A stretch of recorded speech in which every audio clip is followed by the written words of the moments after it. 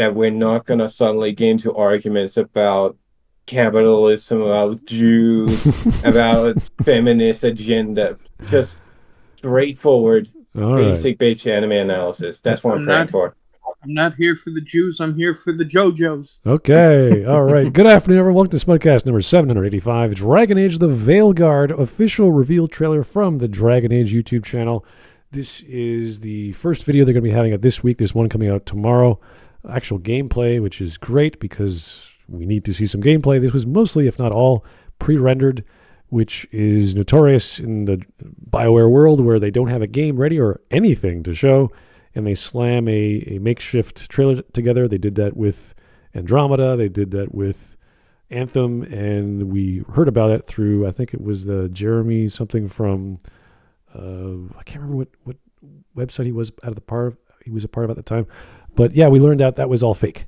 So nowadays, hopefully, the stuff that BioWare has been making, it's been, 10 years since we had a Dragon Age game? So hopefully this is actual trailer stuff we're getting tomorrow in gameplay.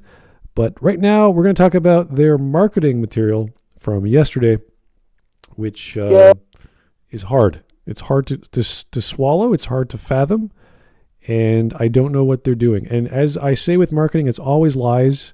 It could be pretty lies. It could be ugly lies, but they're all lies anyway, so don't believe everything you see. So give it a bit of leeway and have some fun when you watch it, because a lot of people are like, oh my God, this is garbage. It's horrible. It's like, yeah, probably. But it's just the marketing. It's not real. So who knows? I think it's garbage because it's Bioware. And Bioware's burned me too often. This is also true. Is it still Bioware? Oh, if it doesn't burn you, yeah, no, it's not Bioware. Is it just a logo? BioWare, more like BioWas. Even the first Mass Effect trailer was not accurate, but that's fine because I actually enjoyed the game, even if it was broken as hell. So I'm going to be honest with you. The Dragon Age Origins trailers fucking were amazing. I mean, honestly.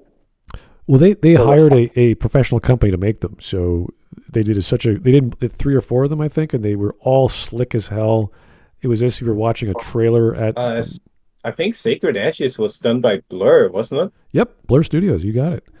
So, yeah, I remember the spider effects being like, "Holy shit!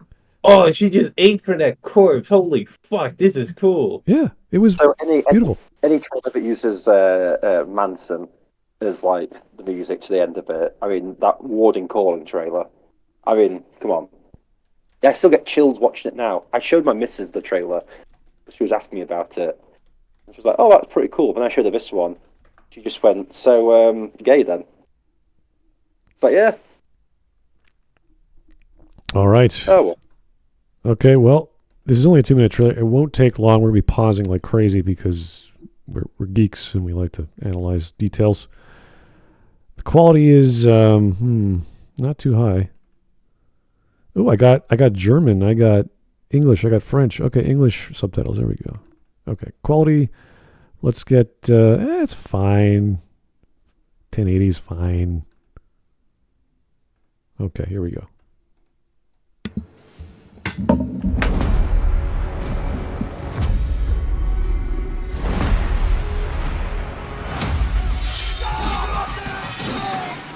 So game engine footage. Wow. Let's rewind there. Game engine footage. Not all images appear in game. This is pre-rendered. I don't care what you say. This is obviously pre-rendered. There's no way you have real-time lighting and all these other things happening, particle effects. So no, this is not real-time. There's no way. This would look garbage in game if this is like how the lighting engine works, with just the blue coming in from the left, the gold coming in from the right, the shadows in the far back. Imagine being in any room, you'd just be getting blasted by light effects from every corner.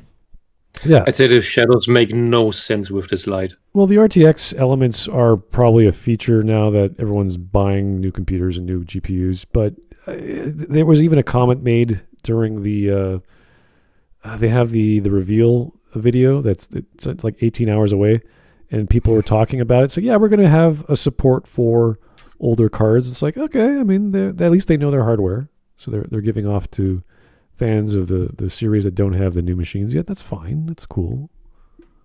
But yeah, this is obviously pre-rendered.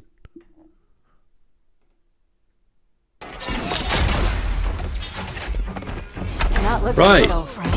Also, I'd like to mention that the clashes of course, this could entirely be like out of context. Actually, these guys are from like the Far East we haven't seen before, or they're actually part of some secret order that was mentioned in a book in Inquisition or Origins or 2 that they've been bouncing back and forth in the studio, whatever.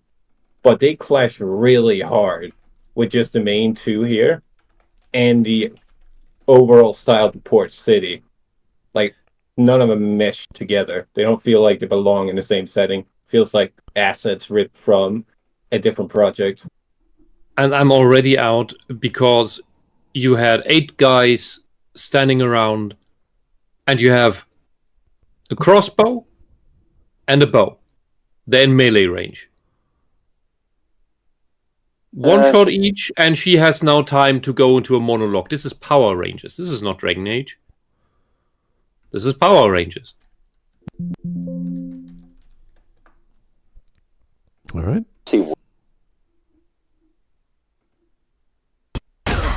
This'll take more than you and me. What are you thinking? We need someone to be our eyes and ears in the shadows.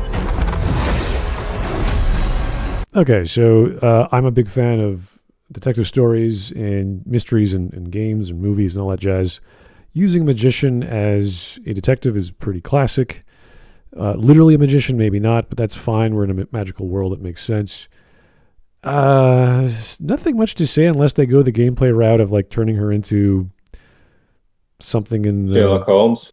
Well, I would prefer if it's mostly using deductive logic to solve. Like you actually have to find clues, and then like the gameplay involves moving things around on a board or choosing. Say, I think this is the case or this is the person. That would be very good, as opposed to going the easier route, like with Batman Detective Vision or Witcher Senses or any of those weird, silly. Oh, look, footprints that are round and red because that's how footprints work.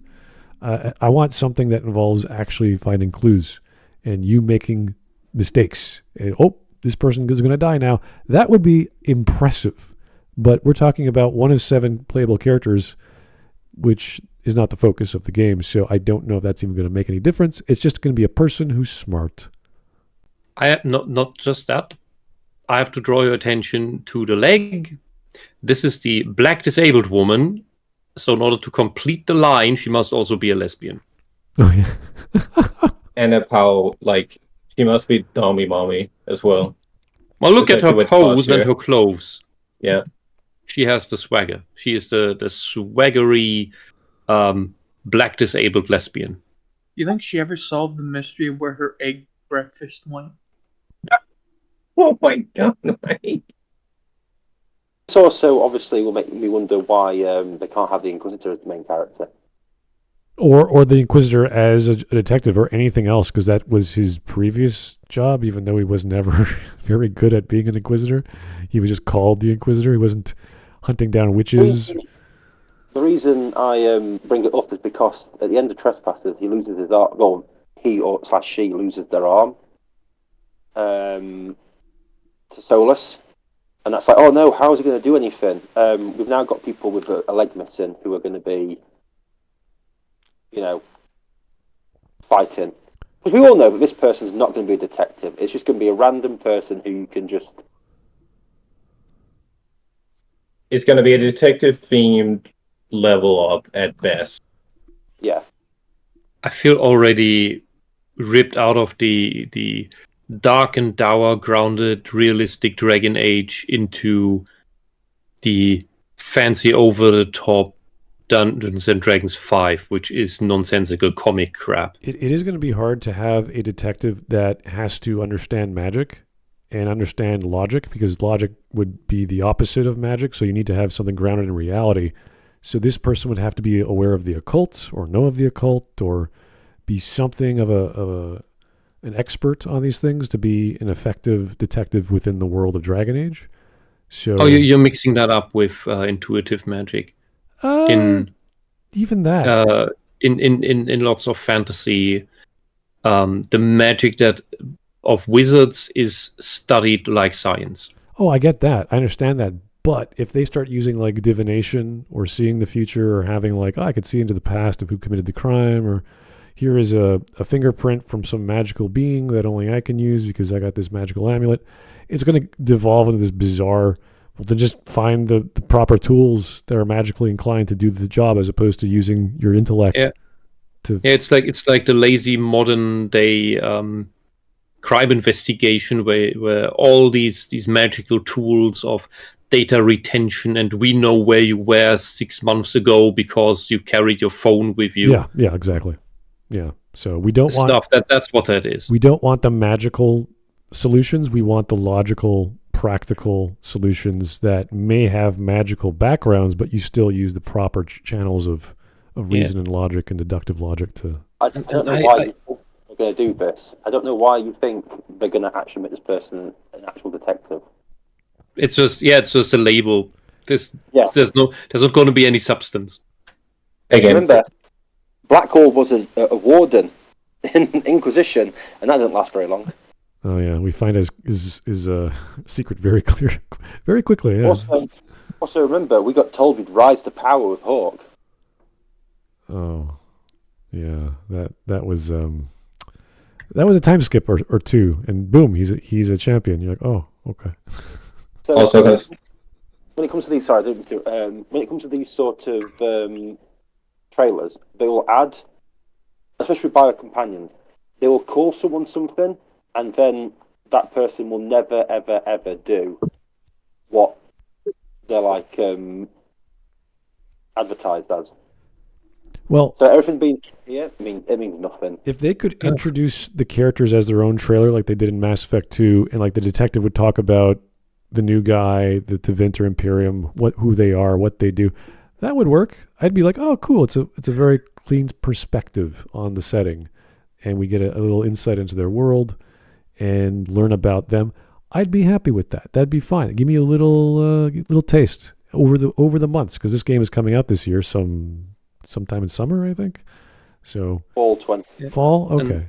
Fair enough. I just wanted to make a Mass Effect joke about someone being the first Spectre, but Dichotomy King in the chat took the wind out of the sails by informing us that if it helps you guys as you go, it was revealed the other day that these aren't playable party members anymore. They're going to be used like Mass Effect squad mates with power wheels and orders given. Oh. I mean, yeah. I didn't know that. So it's fantasy effect. That's the problem with Persona 3, that you could not control your squad mates. They automatically did all the commands you didn't want. And then they changed that. Dragon effect? Did you not see the Mass Age? There's an article about that saying they're looking at how Mass Effect was with everything. In IGN? Was that the IGN article? I can't remember who did it. How about you keep your Mass Effect mechanics in Mass Effect, and when you do Dragon Age, you do Dragon Age-y things? Well, they've already started doing, like... They had the dialogue wheel, even from Dragon Age 2, because of Mass Effect. So, it was always going to happen.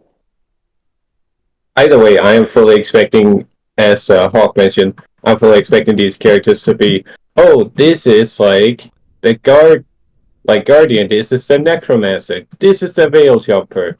This has nothing to do with a story. We're not going to get any quests related to such stories, tying them down like we got in Origins, where each of the characters' backstories came back to bite them, like with Morgan. Yeah. Or Elstar. With Elstar being like a linchpin in the fucking narrative. We're not going to get anything like that. My bet is that this is essentially just salvaged remains of their live service game. And what they got shown to us is essentially just those two characters. Yeah. It's like, here's their title, here's their abilities, have fun. Yeah, I'm trying to compare this to the first Mass Effect game where every character represented one of the classes. So we had 6 characters, whereas Inquisition had the 3 branching of the types. So we had 9 characters. So I thought that was the idea. It's fine. I don't mind going down to 6 or 7 because that means you have less characters, which means a tighter script. And you can do a lot more with that as opposed to just having more and more. And then you add DLC characters maybe. So I'd like having it nice and tight. And I think even if it went down to 4, I'd be happy still. So, but we have no idea what's been going on these past 10 years outside of that leak that came out. Was it a year and a half ago, at least? I know exactly what's happened. Is they've done nothing. Like, they've had to redo, like, the game so many times. Oh. Like, whatever game we're going to get has been slapped together in the last, 10 months. Since the last lot of layoffs. Okay. Anyway, let's keep going. And someone to bring a little darkness to the daylight. All right. This was expected. There should be a clandestine group of mage killers or mage slayers, whatever you want to call them, in the world of Tevinter. Anti-mages. Yeah, something that's like, okay, we have to have some contrary to what's going on. That would make a lot of sense in a gigantic world where magic rules all. You're going to have some sort of nefarious evil, or not necessarily evil, but just sort of a group of people that cull the herd, if you will. So this is fine. I see nothing wrong with this. Why would Tevinter have that, though? They're all about mages. Well, that's what I mean. There's going to be a bunch of mages that are pissed off at other mages. They don't know what to do. There's a political struggle. There's some sort of family house rivalry going. We got to hire a hit on someone, and that'll fix things. Like that just makes sense in a political struggle. So I'm okay with this guy. It makes sense. I expected something like this. In any world where there's magic, there's going to be anti-magic people. That's just how it works. I get that. I'm just saying that in the way that Dragon Age is set up, like magic in Tevinter is like the main goal, as in you only have any power because of magic. It's been seen numerous times that people literally, betrayed their own family and friends for access to magic. Like in Dragon Age 2, Fenris's sister betrays him just on the off chance that she might be taught some magic. Right, but that doesn't mean that that magic is going to be used responsibly, as we see in Dragon Age 1 with banned practice blood magic. I'm not saying that it's treated responsibly. I'm just saying that in the Dragon Age setting, especially with Tevinter, that magic is the only proper currency in Tevinter. It's not like the rest of Vader, where they've got they've got the Templars to keep control of the magic. Right. In Ferelden, the Free States. What's the bloody French place? Orlais and everything like that. Whereas in Tevinter, it's completely different. So I'm seeing what I'm definitely seeing is the fact that lore and actual histories of what happens in places like these are going to get butchered. It depends. It depends because it's all becoming just a big splodge. All the places are starting to look the same. That's what Dragon Age originally was. It was just this big mishmash of ideas. And if you ever read manga in the past 15 years about fantasy or anything, there's always some sort of noble rivalry of houses that have bloodlines of magicians and the political strife that happens as a result of that. So it's nothing inherently new. This is a common trope. It's just that they have the mage slayers or whatever in an assassins group, which we've had in Dragon Age before. So to have a specific one based around I don't see it happening in Tevinter, though. This is the thing. It's well, it will be down to how the narrative treats it, wouldn't it? Yeah, exactly. Yeah, what I'm saying is from free games and everything like that, with Tevinter, killing mages is something that Tevinter wouldn't really be down for. Yeah, down for, since it's like how can I put it? It's odd. They're not. Okay, well, think of it this way, because in Ferelden, not Tevinter, as far as we know, having a kid that's a mage is a big bomb ready to go off. And yeah, and exactly. They go to the Ferelden Tower, which is what happens in every single nation that is under the Chantry. Right. But Tevinter's not under the Chantry because it's split off, because it's now the Black Divine. yeah, so there has which to is be their own series of checks. They do have Templars, as it's mentioned in Dragon Age 2, but they have no authority. They have no ability to do anything really. It's just for show. The families who run the Senate have them round to portray the idea that they are in check when they're really just like. They're like the community cops. They can give you a ticket, but there's nothing else they can really do about it. Yeah, it's not as natural as the elves in their sense of magic, which is all natural, and they all accept that this person's going to be the mage of the group, and that's how it is. We all get along. It's a lot more complicated in giant cities. Yeah. I'm Okay, just saying, Hawk, yeah. I absolutely agree with you. It's odd. They're probably gonna fuck it up. I'll definitely give them the benefit of doubt that we don't know whatever the fuck the story is gonna be after Dreadwolf bombed, like behind the scenes. So I think it's gonna be I give no doubt. I give no benefit of doubt to this company. This company has absolutely ran out of benefit fair. of doubt. Absolutely fair. No offense, but I was 18 when I last gave them benefit of doubt. I'm 30. Why would I be offended by that? Well, look at what look at what they did with Orlais and Inquisition, and it was like taking 2 steps forward and then going 2.5 steps back and then going 1 step forward and then 1 step. It was this weird thing of, oh, that's a great idea. Wow, that execution sucks.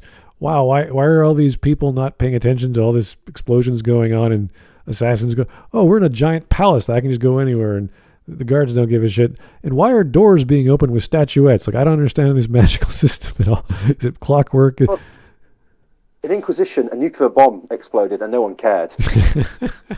In Inquisition, if you tell the woman that you like them and you want to support them, she will hate you. Whereas if you shout at her, she loves you and sticks with you. I still don't understand how the fuck they managed to mess up Liliana's story so badly. You learn about the person who's betraying the Empress by dancing. Dancing awkwardly. Also, you find deer statues and go, yeah. So he's the betrayer. I must open this door with, I ran out of statues. Like, what?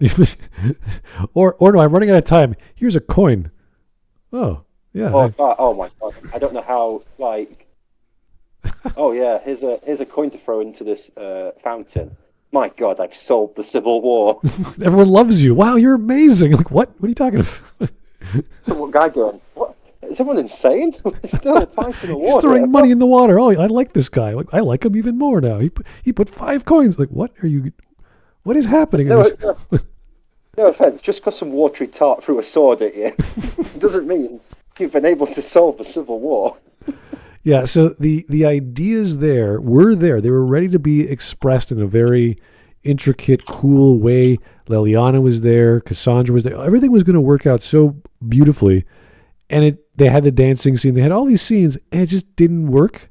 And then when you get to the end with the confrontation with the 3 possible power struggles, you're like, I don't care. Like, I just don't care. Just get this out of here. Whatever you guys want, yeah, go in charge. You're the king. You're the queen. Who gives a shit? Let's get this over with. It felt so boring and contrived, and just you're running around on rafters. It's just the evil villain walks away thinking you're dead. This is silly. Again, the first time I entered those grasslands in Inquisition, coming fresh out of Origins, I saw those open grasslands with a little quest marker at the other end of it, and saw that there was no fast traveling, and I immediately shut the game down. I refuse to touch that kind of shit. All right. I'm telling you, Dragon Age 2 is starting to look like a fucking masterpiece with each. Absolutely. Oh. New game. Oh Not no! because it's getting any better. It's just because everything around it's getting worse. All right, let's keep going.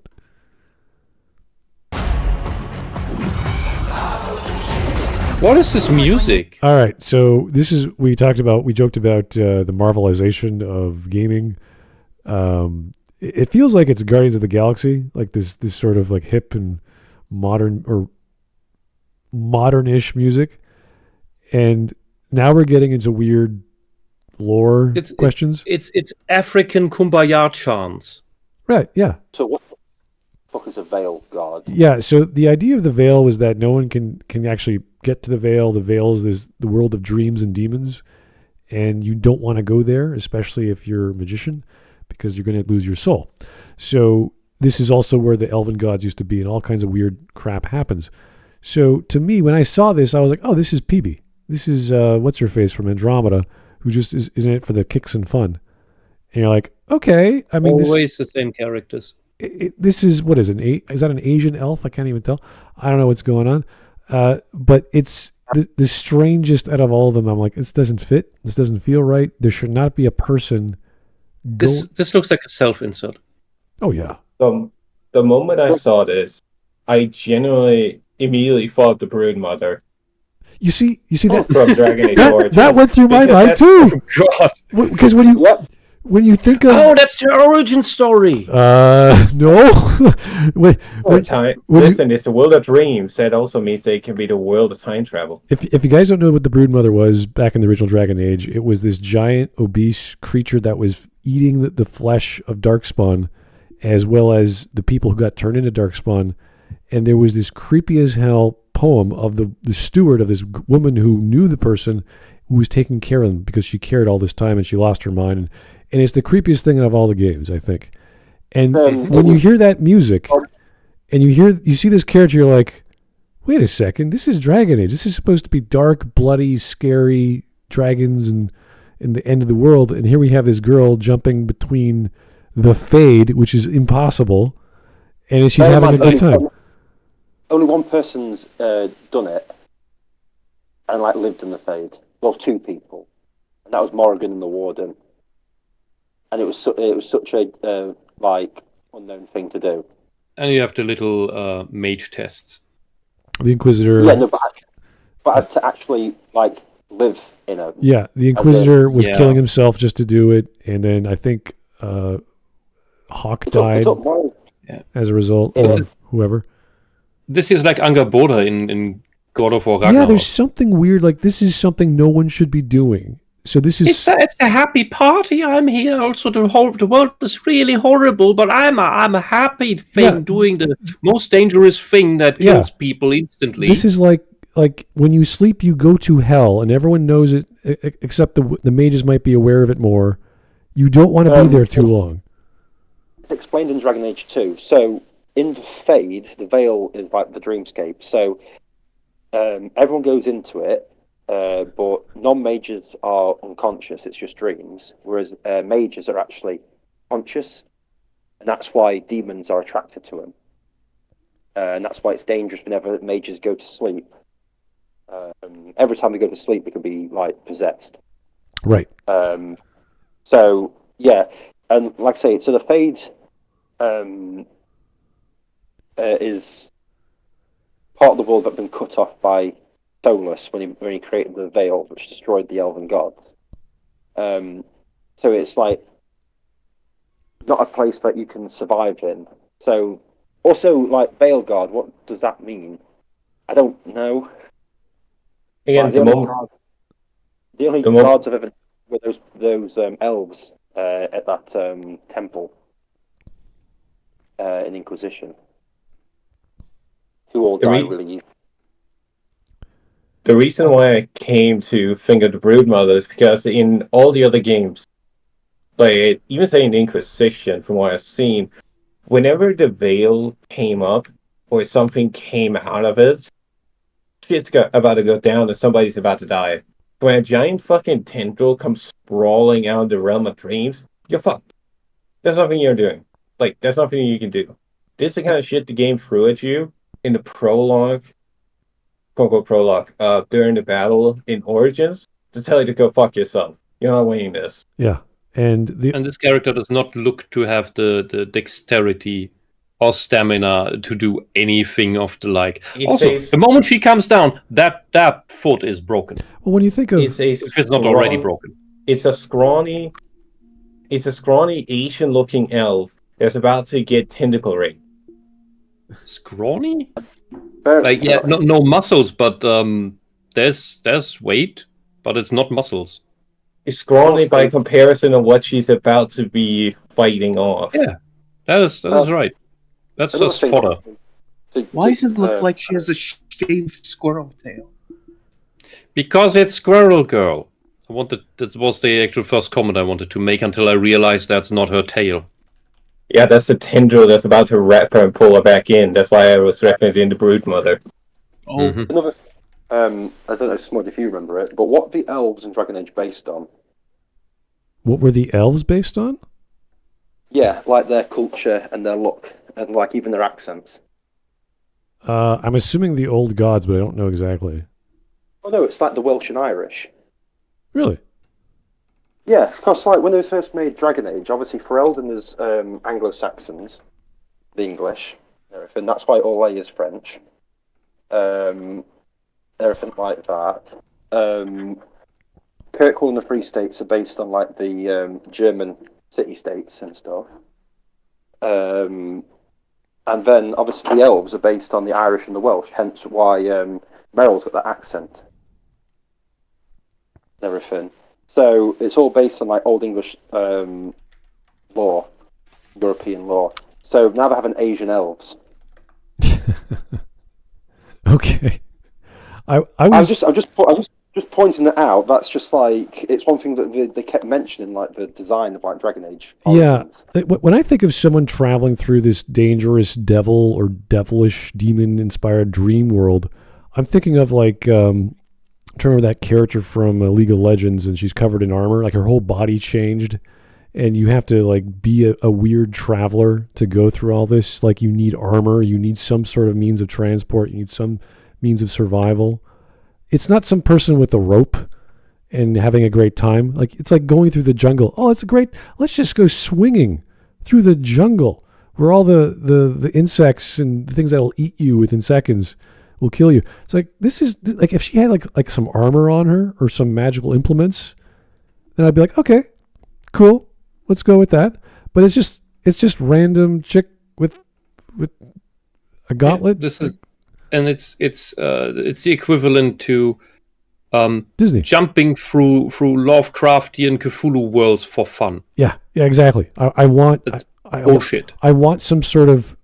If you're going to give me a wild child character, do it. Give me the wild child character who's been raised by this evil environment. Yeah. That's fine. This is just I'm a person with lots of privilege, and I have the capability to somehow do the impossible.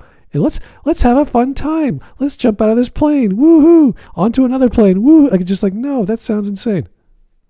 So that's not what this world is. Yep. This is the most unbelievable character to do. If you had a character in the Dragon Age world that did that, it would not be playable, and it would not look like this. This, I bet on the team, there is someone who looks like that and likely has borderline. Because that's always the case. Every time we have a completely unbelievable and ugly self-insert character that is super powerful, doing the most impossible stuff, it's someone on the staff with borderline. So I just remembered her name, Kaisa from League of Legends. Like she's got an entire skin on her because she survived the world of the void. Like I want something like that. I want this character who's like, oh, this person looks completely alien. And it's got this, but she still has a human face. Like that would be like, great. That's cool. You got this expert in the Fade. And that they travel through. It's like, oh, that makes some sense. They have some implementation. But if you just give me a guy who came out of some Disney flick, who's I don't know, alternate parallel universe popping, I'm like, this is silly. This is kind of kid-like. Also worth noting that Kaisa's design is fucking garbage. Okay.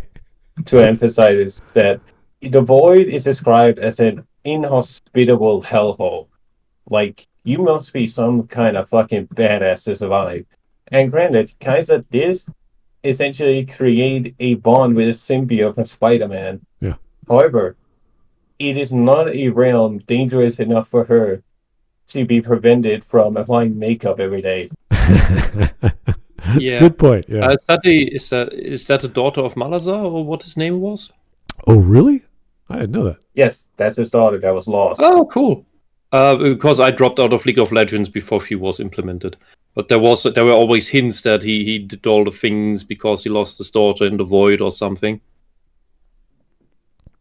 Okay. Interesting. Technically interesting stuff. It's a pity, right? Yeah, I would have liked to have seen a grizzled Lara Croft who's this completely weird character that no one can relate to, and they're sort of like, who's that mysterious dude in black over there? Hey, to see his Monster Hunter. Like think of Strider from Lord of the Rings, like something like this guy who's a guide, and they're like, who is that? Yeah. guy? Something. Yeah, like that would be the more fitting. That would be the more fitting thing. What we see on screen, however, is Monster Hunter. Okay, all right. It's a silly jumping through the jungle and giant beasts that should be completely impossible for any human to deal with, and she just does it happily, jumping through. Like the character, with a grappling hook. The character that makes sense, even in Inquisition, as weird as that was Cole, I think his name was. He was this weird spirit, and he decided to manifest himself from the Fade as a young man, but everything about him was weird. So, Jumanji. Oh, that's a good example too. Yeah. Bless you. Okay. So if you give me a completely chaotic character that doesn't make sense, and the spirits are all chaotic, sometimes they're evil, sometimes they're neutral, sometimes they're good. It's like, great, make it work. We have Cole. We've got Solus, I guess. Remember Justice? Justice was interesting until he got attached to Anders. And then he became... What was the... Vengeance. Thank you. Yeah, he became something else. So, but Justice was interesting because he was a bit like, well, I am only Justice. And so he was just like...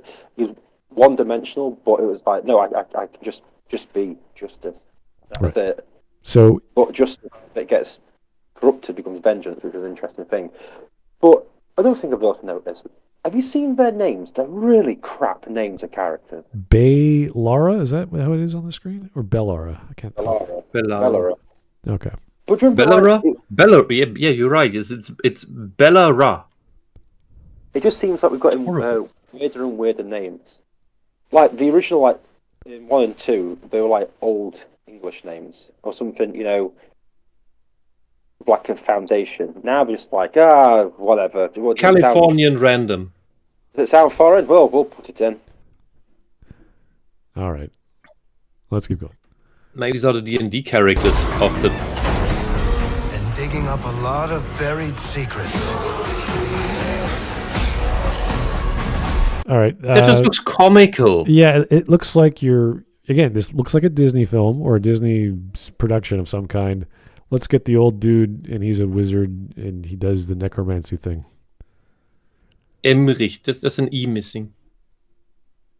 There's really nothing to say here. It's not bad. It's not good. This is D&D 5. All this is showing me is this game was definitely like a mobile, like pay-to-play. That guy feels like a generic. He feels like a generic wizard. That's right. Yeah. But the whole look of this feels like it's a sort of trailer. When you beat a level on like Candy Crush, and then you've got to wait for the trailer to go past. This is what I imagine popping up. All right. And it's like, that's the feel. There's some with WoW games that came out recently with the DEI stuff that. They just look like mobile games. Galactica has that as well. It looks like a mobile game. How things pop up on the screen and instantly disappear because before you even saw what you even unlocked, it's like a mobile game. All right, here's a super chat from I was gonna say Darkle Lucha G, but then it's Dark Lelouch G, so okay, that's fine. The entire trailer was such a tone shift. I got whiplash. Just do a side-by-side of the original Warden trailer and see how fall far the series falls. Yeah. Well, again, we're talking about the Blur trailers, which are gorgeous at the time. This was 20 years ago at least. So, or no, not 20 years, 17. So, yeah, okay. It depends. Like, I'm surprised we got anything this year. We've been waiting for years and years and years to get something, and this is the first thing we get. So the tone is off. Yes. Luckily, I saw the 30-second clip, and the tone is much different as gameplay. So it's nothing we haven't seen before. No, I'll be honest with you. It's nothing spectacular, but it's different than what I was expecting. So I was like, oh, great. So we're actually getting, a dark, mysterious, rainy, dirty. No, we got 30 seconds of a dark, mysterious thing. When the level actually comes out, there'll be people clipping through buildings. There'll be stuff missing, and it'll be less interactive than what it trays it to be. All right. It happens all the time. We'll Every find time out there's a game tomorrow. thing, I don't care. I know these things. Okay. It's been 11 years, Smud. Oh. I was there at the beginning. I was there before the extended cut. Yeah. I was there. What about Darkspawn? Yeah. Someone who will stand between us and a pack of demons. All right. So this is a bit of contention. This guy immediately reminded me of the gentleman from Rings of Power, the black elf dude. And he's also a warden in this case, which is fine. It doesn't really matter. I find it interesting that he has a young griffin, which everyone thought was extinct. However, I can't remember which book it was. Because he's so special. Yes. You got to get a warden in there somewhere, so why not make him a squad mate, of course? As opposed Why not make him Dunn Lemon from Rings of Power? Why is he black? Well, as soon as I said the warden, I was like, what happened to the real warden? Like our warden in the first game. He didn't die unless David Gator told him not to.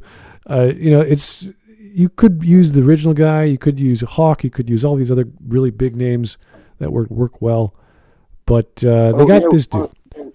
No, Hawk's brother, who's a warden.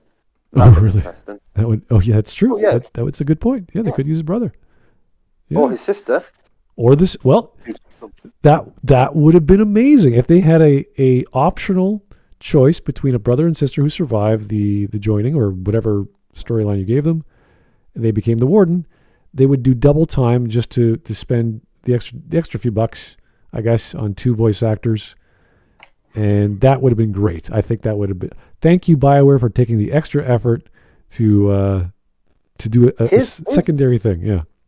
Here's a decision you made 2 games ago, and look, it's helping you out. Exactly. Oh my god! Wow. That's a thing that they wanted to do. They always wanted to do that. Your choices matter, and that would have been fantastic. And in how many game series have they actually pulled that through? Well, the one that they tried really hard at, they failed miserably. They already still in the Black Isle days. They promised that for Baldur's Gate 2 to Neverwinter Nights. Bioware don't do overarching plots.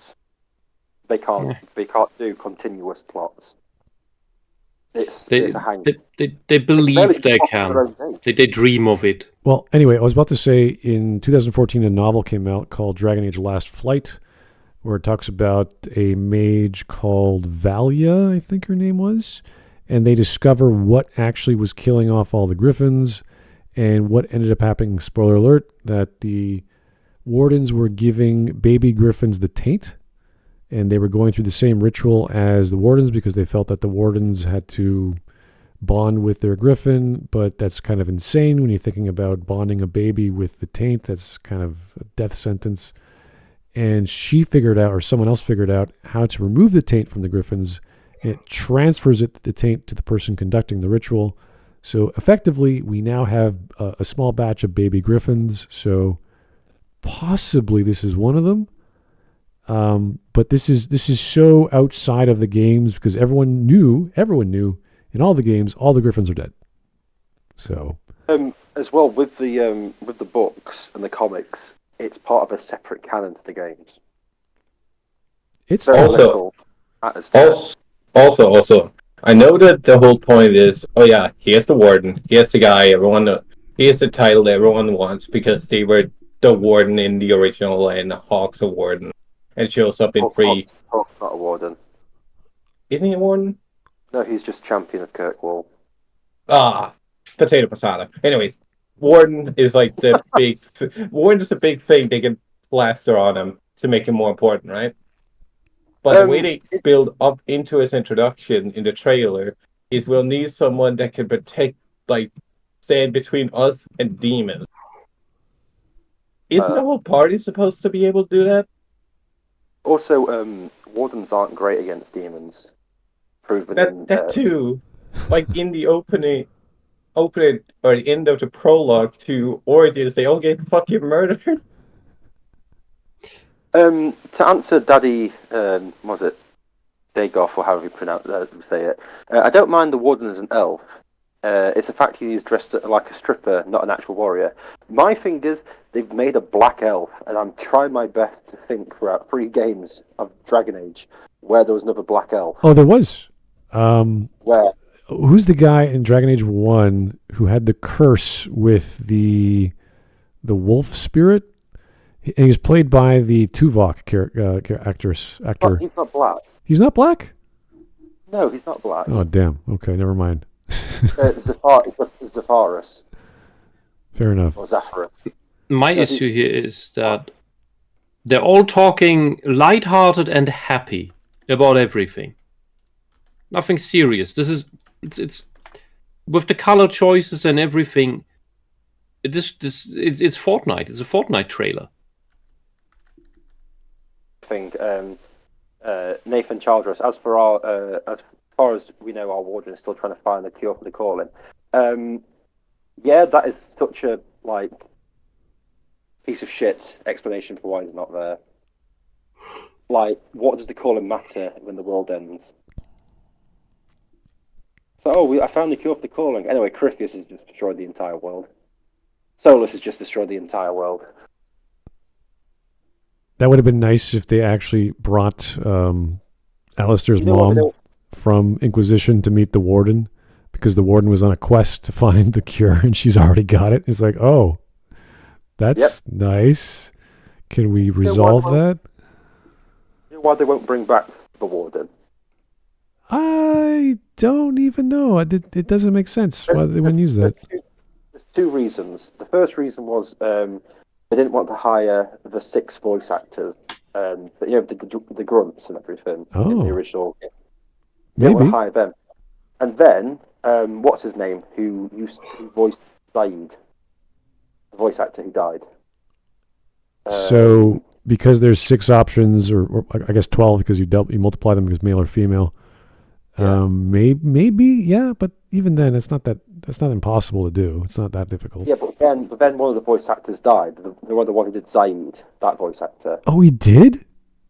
Yeah. Holy shit! I remember, not Robin Sachs, is it? It's what's his name? Robin Sachs was Zaid Masani, yeah. Yeah, he died. I know that, yeah.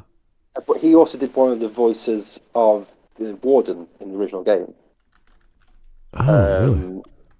Yeah, along with Mark Meir. And because he died, they went, oh, well, it'd be disrespectful to recast him. Oh, come on. And I was like, oh, yeah, okay. Good excuse there. Thank God he died. Pulled that one out. So, yes, that's what but the only reason is because they don't want to voice the warden. Otherwise, they brought him back. Because they were intending to have Hawk as the main character of the Dragon Age series. Even in Inquisition. Till poor sales of Dragon Age 2 stopped that. And you optionally can get Hawk killed, because that's just how the story goes in Inquisition. I don't think so, but we don't talk about that. Giant spider monster in the Fade. I don't know. That's that joke that always comes back to me about having a giant spider creature in anything. Goes back to that interview that What's-His-Face did about Superman. Kevin Smith. Yeah, it always. When in doubt, we need a giant spider boss. You're like, okay, why do we need a giant? You see, with modern technology, we have managed to recreate a historically accurate 15th century Japanese battlefield. Anyways, here's a giant enemy crab. Here's a giant enemy spider. My best thing about that death scene is if you're a mage, instead of standing away and shooting it with like firebolts, you walk up to it and hit it with a stick. You hear this slashing sound. You're like, what the fuck? Yeah. Hawk will hold a staff like a sword and swing it around. And I'm just like going, what are you doing, man? Why are you doing this? This is not a distraction. You're an idiot. Stop it. He's going to eat you. Boom. You're embarrassing me, you're embarrassing yourself, and in fact, I even think the demon's embarrassed a little bit. Yeah, the spider's going, what is going on? Why is he hitting me with his stick? Oh, no, please stop. Oh, you got me good. Oh, no, everyone's escaped. He's completely confused. Maybe that's his plan, is to completely confuse the giant spider who wants to eat everyone by letting him eat him easily. The next day in like the office, the spider's there, and they're like, "Oh, Gary, how was your weekend?" I don't want to talk about it. I just don't. I don't really want to talk about this anymore. Oh, did you do anything interesting? Some guy just hit me with a stick. Tough break. All right. Well, they got the shield right, at least from the original design, I think, of Inquisition. Yeah, but not from the original design of Origins. Oh no. That's I can give it some leeway based off that because Origins. That design's long gone. Yeah. That requires skill. All right, let's swallow the rest of this poison. You know there will be dragons. Right. We'll need someone. All right. So. Oh my god, it's trash. It's a tiefling. I can't believe they chose that name and like did it so it looked like it says trash. No, the R fell off. Well, oh my god, it's my favorite OC, Tiefling, the trash. The thing is, I look at this and I always go back to my game design roots of do not, like, what is over design? It immediately reminded me of Isabella from Dragon Age 2, because Isabella, if you look at her original design, as good as the artist was, the same guy who did Mass Effect character designs and whatever, it's very busy. Isabella is very, very busy, and that's not a good thing, because you want simplified, clean ideas. When you go to Isabella in 3D, and this is in Dragon Age 2, not obviously the Dragon Age Origins, because it's very different. They simplified her bandana. It's still a bandana, still ornate, but it's just blue in a simple ornate design. They simplified her jewelry. In fact, her neck piece does not look like jewelry. It looks like a piece of fabric, but it's supposed to be jewelry. That's just because of the technology. And she has slightly large circular earrings. She has the labret piercing, and I'm sorry, we're going to talk about her tits then.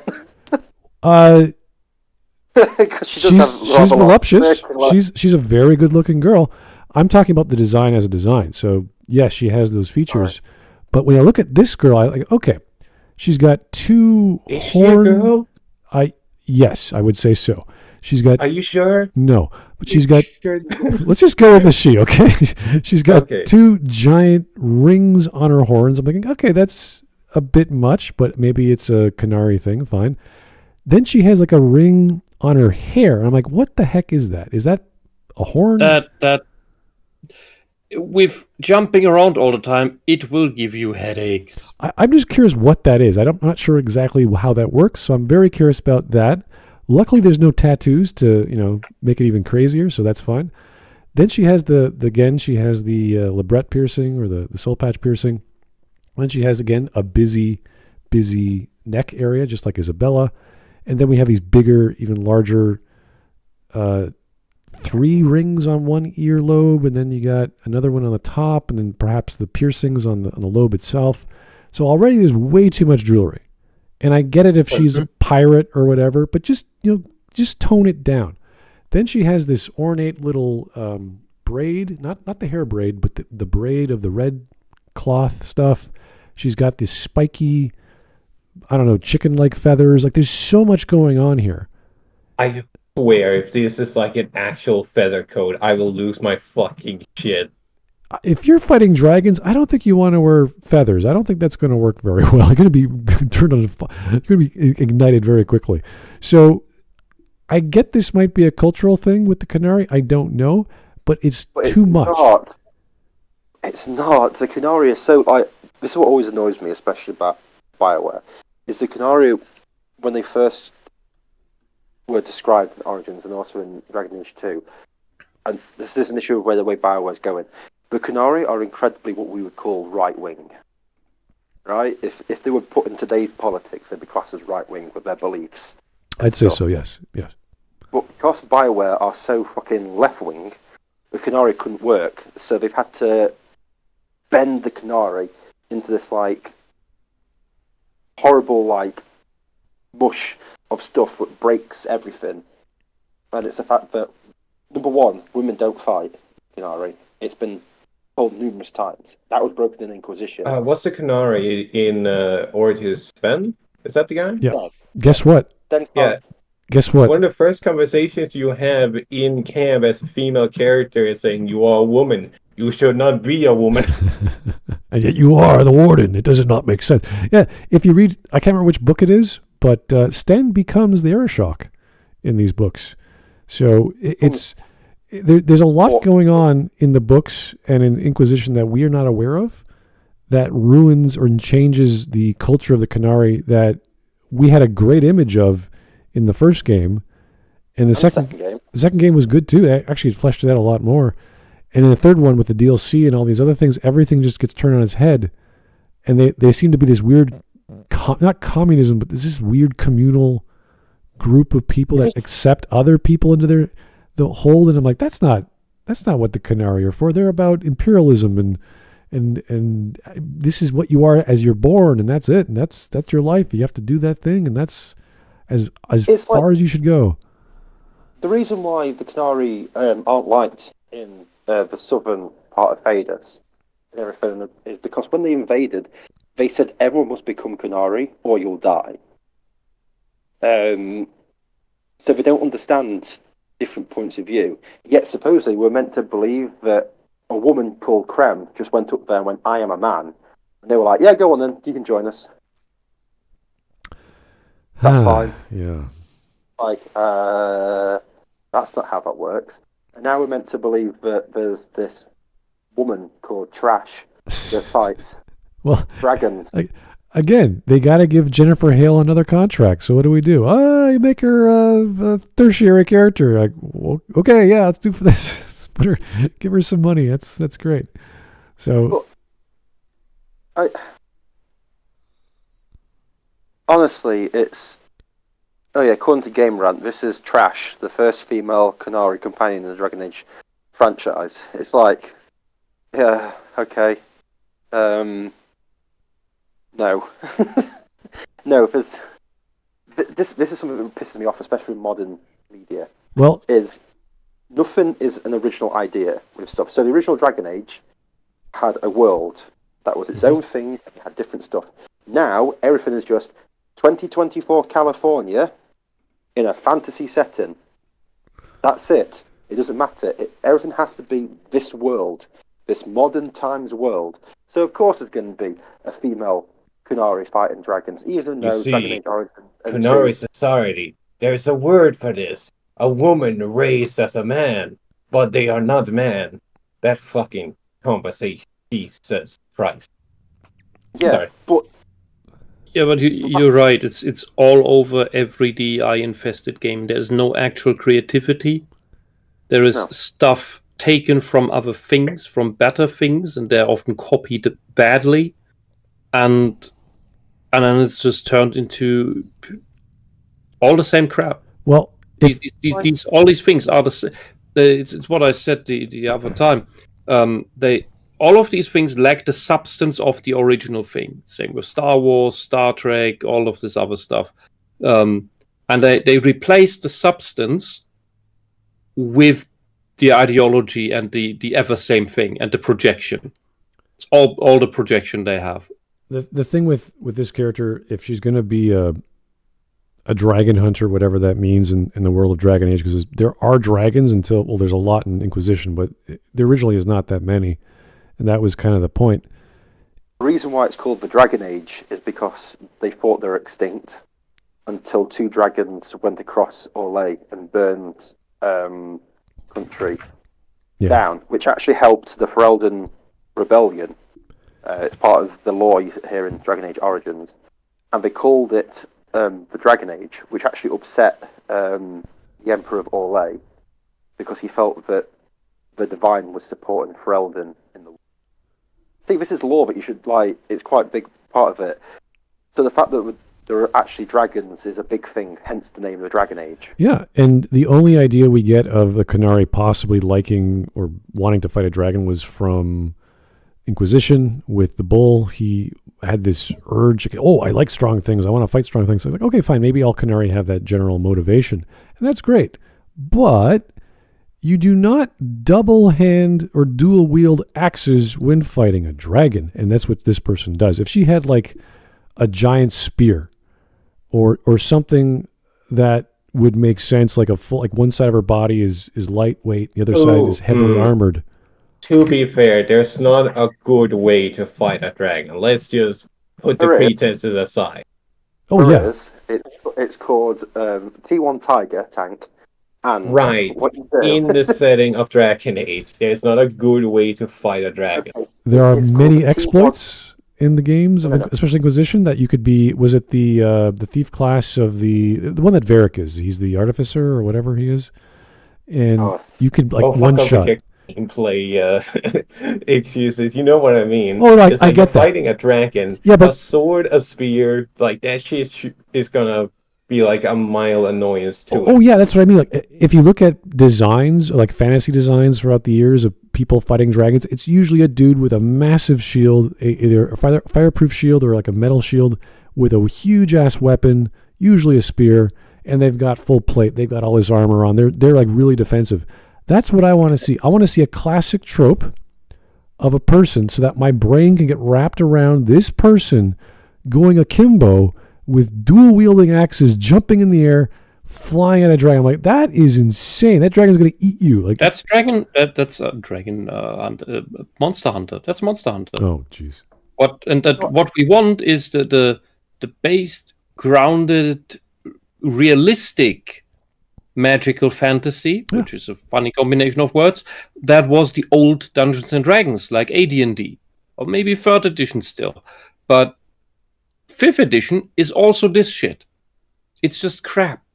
It's cool in Monster Hunter because Monster Hunter is so far removed from how the real world works, but according to its own rules, it's fine. We can accept it for that. Inside of that. Yeah. But when you bring Monster Hunter rules into Dragon Age, into D&D, then it's not Dragon Age or D&D anymore, it's Monster Hunter. Yeah, so the general argument I'm trying to bring up is that form follows function in design. Nothing about her kit or her look makes her look like a dragon hunter. She looks like a Qunari pirate queen, which doesn't make sense. With a male nose. Here's the thing as well, in the Dragon Age series. In Origins, there's one dragon that you fight. And it's a really hard battle, and you really feel good after beating it when you go to the Temple of Sacred Ashes. There's another one, maybe, but that's if you decide to kill Flemish. In Dragon Age 2, there's one dragon you fight, which is at the Boneyard, and that's an Act 3, and it's difficult. And that's the thing. These were meant to be, dangerous creatures you don't go up against. That's why the heroes, they're revered because they kill dragons. Killed one. Since Inquisition, dragons are there left, right, and centre. It's nothing big anymore. And now you've got the Dragon Hunter. And it's just like, all right, you've taken an interesting concept, just turn dragons into, mooks that can be killed randomly. Well, yeah, it's a Skyrim issue of just making dragons a random encounter. But people that eat that up love that shit, like Joe, that I mentioned earlier. He adores that shit when you can just walk up, like through the grass, and you just see a random dragon just hanging out. Mark makes a good point. He wants them to utilize the trope of good storytelling. No, Bioware doesn't do that. They're allergic. It's not gay enough. Listen, it's not the skill tree. What did the dragon ever do to you? Nothing. That's why I like them. Bioware, on the other hand. The dragon never did anything to me, and that's why I'm angry. I want it to do terrible shit to me. I want it to give me a reason to punch it.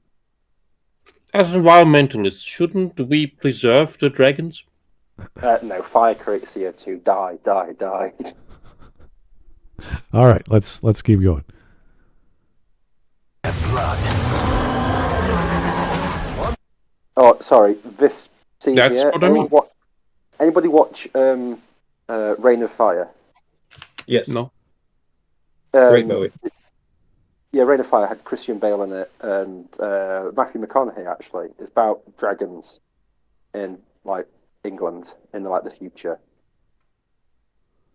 Well, anyway, Matthew McConaughey's character jumps at a dragon like this and gets eaten. It's fucking great. Reign of Fire is like a fantastic. Just gets chomped piss straight take away. It's on- fucking hilarious. It's like a giant piss take on what's it? Oh, It's completely serious, but it's also making fun of a lot of these. Oh, it's a dragon. It's a thing to kill. No, it's a thing you shoot with a 50 cal on the back of a pickup truck as you're driving away on a convoy, 50 men strong.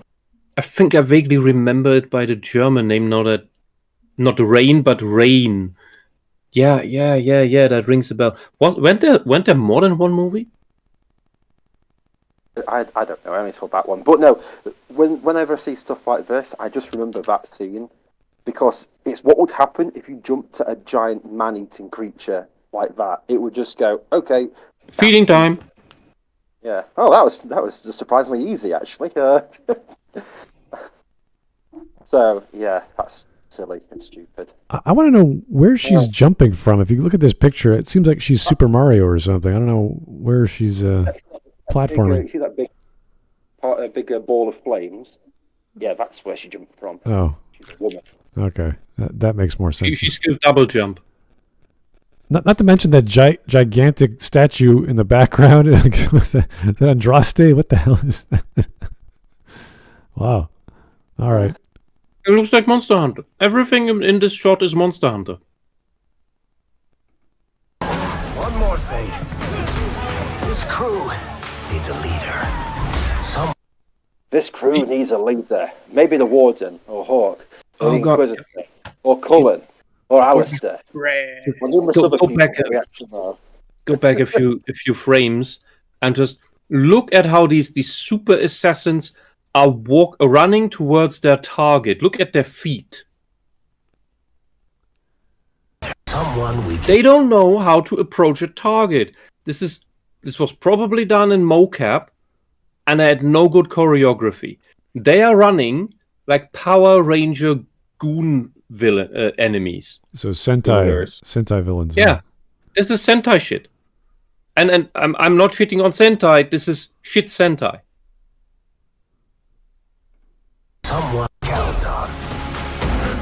Someone So someone we can count on who's really good at CQC. This is what I don't understand about leadership in Dragon Age. You're the Inquisitor. You're the most important dude because you're the only one who can close rifts.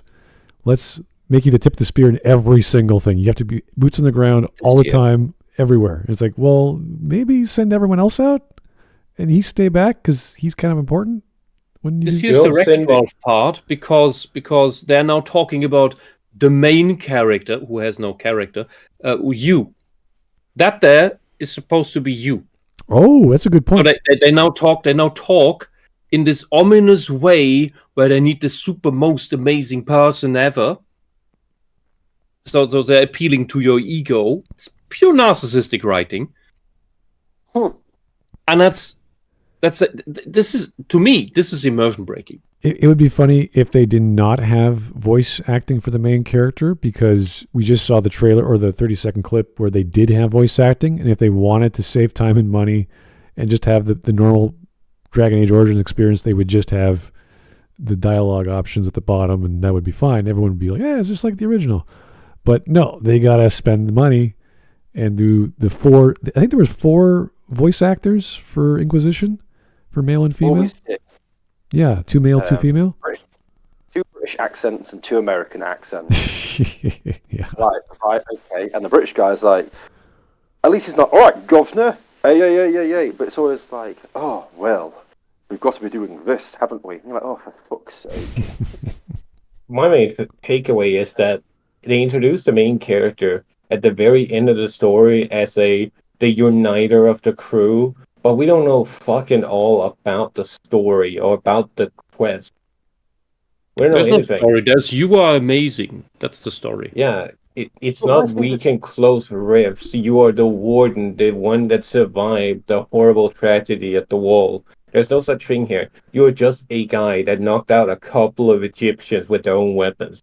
Whoop-de-doo. Yeah, that's a good point. The Shotels do look like they're from ancient Egypt. But the thing is now, at this point in the Dragon Age lore, we'll be having 4 superheroes. Right? 4 heroes that can easily solve all end of the world problems. And we're going, Yeah, you need one more, then you can summon the super sword. It's when they all get together and go, Heart, Earth, Fire, Captain Planet. Well, I seem to recall a game called Mass Effect where you were just a soldier who saved a teammate from an alien relic, and you could have visions of what's going to happen in the future unless we stop it. And that was it. You were just a guy. As the story goes on... Wait, Smart, that's not Mass Effect. That's the Halo show. Come on. Oh, that's right. Yeah. Where did I hear that from?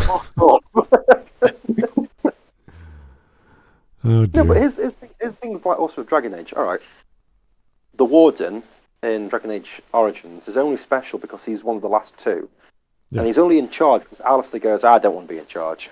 It's like, okay, I guess I'll be in charge. And then as you learn later on, he's the only one who can really stop the Darkspawn because to kill an Archdemon, only a Grey Warden can do it. Blah blah blah. He's not like the chosen one because he's special in any way. He's just lucky enough to be saved. Dragon Age 2, you've got Hawk. He's a nobody. There's nothing special about him apart from he's really sarcastic, and I love him, and I think he's one of the greatest characters ever. There is a point. They get to Inquisition, and it's a special one. You're the only one who can do this. And now we come to here, and he's going to be the special one. And it's like... The thing about Dragon Age 2 I do think they probably did is they looked at who played what in Dragon Age Origins. I don't know if they had tracking back then, but they must have done some sort of poll. They said, well, everyone liked the human noble a lot. It's like, oh, okay, let's make a human noble as a main character in Dragon Age. I'm pretty sure they did surveys at the time. Oh, yeah, for sure. I remember seeing it in magazines where it's like, okay, which route did you pick? Yeah. And an overwhelmingly human noble background. And they had to make a game in like 2 years, and we're like, well, how do we do this? And it's like, well, let's just pick the simplest one that everyone wants. And they had 16 months, if that, yeah. to do it. And I'm surprised that anything came together, but the fact that they streamlined a lot made a lot of sense, at least from a production and marketing standpoint. So, yeah, there are lots of problems with Dragon Age 2, but you got what you wanted in the majority that people went, yeah, this is fun. This is okay. You're like, okay, yeah, as a game and as a marketing thing, they did okay. Even if the marketing was false in many cases, even though the demos were false, at least they were demos. At least they were real-time demos that, whatever build of the game they had. This village is in trouble, but we have to go over there where the war is. It's like, and you make that choice within real time. That was amazing at the E3 at that time. That's like that. Do you remember that trailer for Mass Effect where it goes? Calliston, yeah. Calliston and then Novaria. It's like, we'll go there instead. It's like, that never happened. Exactly the same thing that happened with the Inquisition demo. Yeah. Inquisition. You'll make all these big decisions and everything like that. So many choices on the war table. When you put a little flag. And then what you have to do is you have to leave your Xbox running for 23 hours and then come back. The only way around it is that if you went offline and messed around with your clock, the internal clock, I'm like, wow, that's a great good gameplay mechanic. Do you send your 23 hours. yeah? The three options are: do you send your soldiers, do you send your diplomats, or do you send your spies? I'm like, why not just send them all? What's the problem? You know, this wasn't cute when Pokemon was doing that with the DS and making certain Pokemon only show up at night. That was fucking cringe. Nobody was sitting around waiting for nighttime for them to get a specific Pokemon for the breeding. They just fucked with a clock. No, Same shit like, that happened in Inquisition. I I'm don't not waiting. remember I'm not hearing waiting. that. I'm Yeah, not waiting 23 hours. So that a mission where I gain 3 gold coins and some wool takes 23 hours. I'm not like, yeah, I've got other things to do. I've got loads of things to do instead of if this. I wanted to look at a map just waiting for time to pass, I'd be playing Pathfinder, like Kingmaker, because at least there I feel like there's something I'm waiting for.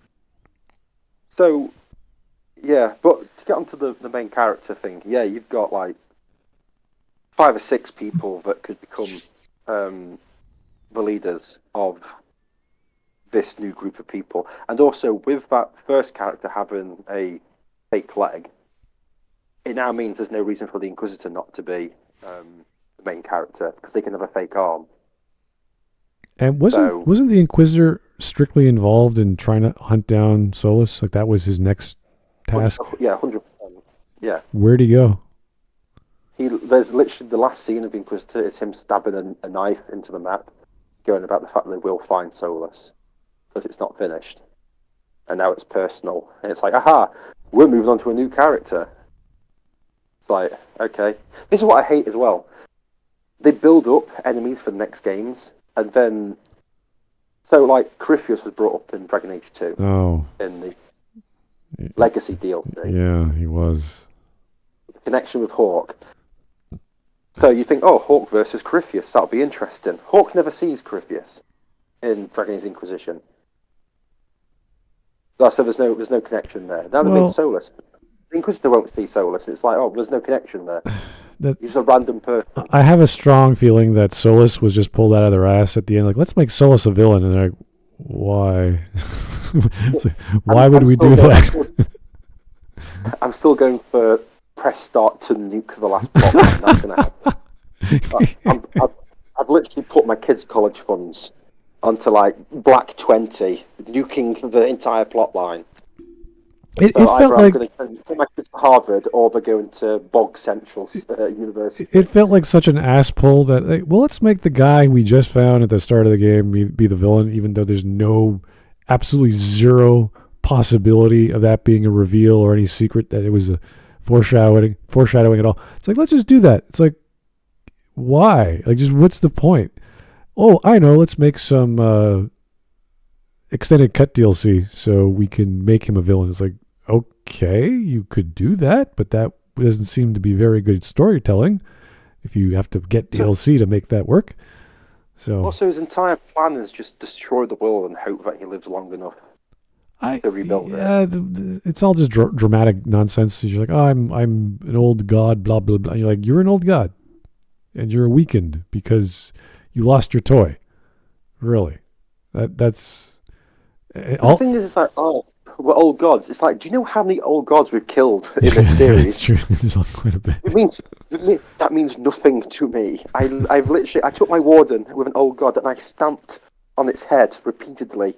And I was like, yeah, take that. One. And then I went after more. Hawk, like, as crappy as Hawk was, at least he kills things that are like old gods. And I'm like, ooh, Solus. I don't care. Yeah, Flemeth was a bunch of gods apparently, and she got just killed off because they needed to kill off Janeway for no reason. Yeah, they just couldn't afford her voice acting anymore. Yeah, we can't afford this really expensive Hollywood actress anymore. What do we do? I don't know. Just get rid of her. No, we can't. We got to give another job to Jennifer Hale. Oh yeah, Hale has to come back. Yeah, we got to get her a main character. Here we go. No, it's like that. Listen, we can only afford one, older woman in the studio. And have you seen Jennifer? Menopause, she's going through it. It's we don't want to be. Gary there took some coffee yesterday. 4-degree burns over 90% of his body. Oh no! Oh my god! What did he do wrong? Got her a latte. Yeah, now we're all working remotely in Canada. I think Hale will be okay. So all right, sure. Yeah, he'll be fine. No, but you know what I mean. So yeah, we're just going to get a brand new character, and we're going to be introduced to Varric again for the millionth time, and then we'll get introduced to Alistair again for the millionth time, because that's all that happens. Oh God! Can you imagine bringing back Logain and then bringing back that French warden and then bringing back, geez, who else is there? Trying to remember all those dudes from the Origins. Was Varric's brother killed? I think he was. I can't remember. Bartrand. Bartrand, yeah. He's either killed or he's in a mental asylum. Yeah, there's Zevran they're going to bring back for sure because he's the gay, bisexual, whatever. Leliana. Oh God, they're going to bring for her again. Yeah. Morgan for sure. Yeah. You know, I would rather all those characters that I enjoyed back in Origins just stay the fuck out of this new realm. It was bad enough when Morgan essentially just showed up to be a cunt in Inquisition. It was bad enough for Liliana to essentially just show up and be a cunt. Can they just leave those guys alone? You know what the worst part about that is? Is the fact that as a new character, you have no connection to these characters. Right? You meet them for the first time. But they taught you like you're the warden. Like you've had all these adventures together. Because they know the players have, but the actual character hasn't. So it makes this disconnect. There's a typical problem of being unable to discern between character knowledge and player knowledge, which you see in bad role players, which every DM knows, which most role players know, and that's the people with the exact same types of problems. That's the lack of empathy, the narcissistic problem of all these people who cannot discern between themselves and their characters. That's why they can't keep the character knowledge and the player knowledge apart. And so that's how they write it here. It's a bit of nostalgia bait as well, because when you see Morgan, you're like, oh my God, it's Morgan. And when you see Hawk, it's like, oh my God, that's the Hawk I was using. So it's kind of, well, maybe not exactly the Hawk you were using. I think they streamlined that as well. So don't talk about it. I spent so long trying to make him the way he was, but Inquisition had less customization options than Dragon Age 2. It's a strange feeling. Dragon Age 2, you could have this big, beautiful, bushy beard. That's fantastic. In Dragon Age Inquisition, you had one type of beard, and it looked like a pedophile's beard. It was the triangle beard, I honestly felt like I was about to get those plane tickets to Epstein Island. I thought, yeah, well, here I go. It was nice to see Morgan's mellow out and admit that she wants to be a mommy, and that's beautiful and all, but has nothing to do with the story, has nothing to do with the plot. She's just there, and people go, oh, wow, and you're like, do we care? Is this part of anything? Does anyone give a shit? And Speaking of, shall we wrap this up? Yeah, we're almost done. No. I've still got something to say. I have got more things to say. Sorry. No, it's okay. The worst thing about it was Morgan was opening up to people she didn't know. Like, you could understand her open up to say if she was talking to Alistair or the Warden or even like Veliania or something like that. But she was open up to the Inquisitor, who she'd only met for 5 minutes. And you're like, no, she's talking to you this way because of what the player knows in Origins, not because of what the actual Inquisitor knows. Yeah. It takes you out of the moment, and that's what's going to happen with this. Varric and all these people are going to talk to this guy like he was the Inquisitor, and it's not going to be, you know what I mean? It's going to be, oh yeah, do you remember that adventure we had? And this new guy's like, I only came here 5 minutes ago. I have no idea who any of you are. But they'll be like, you're our pal. We've been together for years. Almost like relationship, when in reality it's been like... That'd be really funny if you can't choose a mage, and here he is in this bar, and he's beating the shit out of everyone like he's a thief class or something. It's like, well, a mage can do it too. It's like, Bioware, that's not what you saw. I also love the idea that the main character will be introduced in just a barroom brawl. It's like, okay. Yeah. That's all the class types, right there. The Warden, it's him in the deep throats, or him atop of Urn of Sacred Ashes. Hawk was introduced fighting the Arashok. The Inquisitor was introduced masturbating in a bush somewhere. I can't remember what. Oh yeah, but Hawk in the trailer fighting the Arashok was a mage. He was a mage, and he was swinging that thing like a spear. And I'm like, this is a really crazy mage to do all this shit. Well, at least he actually used magic. Yeah, beyond Fireball. And then the actual fight with the Arashok became a Benny Hill scenario. So it's... run through pillars for 2 hours. run away, fire your spell. Run away, fire your spell. It's okay. Anyway. Did you ever see sorry, Smudge, did you ever see the glitch for that fight? I've seen many glitches in Dragon Age 2. I can't remember that one. Best thing you do is if you get hit by him, he like skewers you and then throws you. If you position it right, he'll throw you through these set of doors, so he can't get to you. So all you do is stand in the doorway and shoot firebolts at him for hours. So it's just embarrassing because he's like running around in circles. And it's just like, world-class gameplay. Yeah, that's Bioware. All right, we're almost done here. Let's just keep going. Countdown.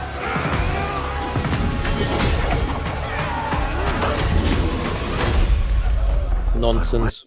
How I'm not choosing that guy. How does that make any sense? There's like 10 guys coming after you. They all conglomerate in one area. How about, where were you? Where were you standing, sir? Did you get hit by the chandelier too? This looks like an ad for Clash of Clans. He's underneath that pile of bodies. Varric's thinking, actually, let's move on. This match. Yeah, this guy's an idiot. He just killed himself.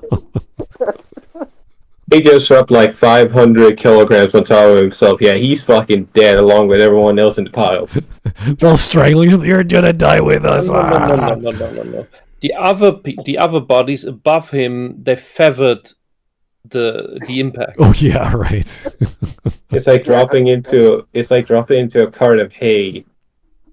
Oh man, That's weighs a car. Yeah.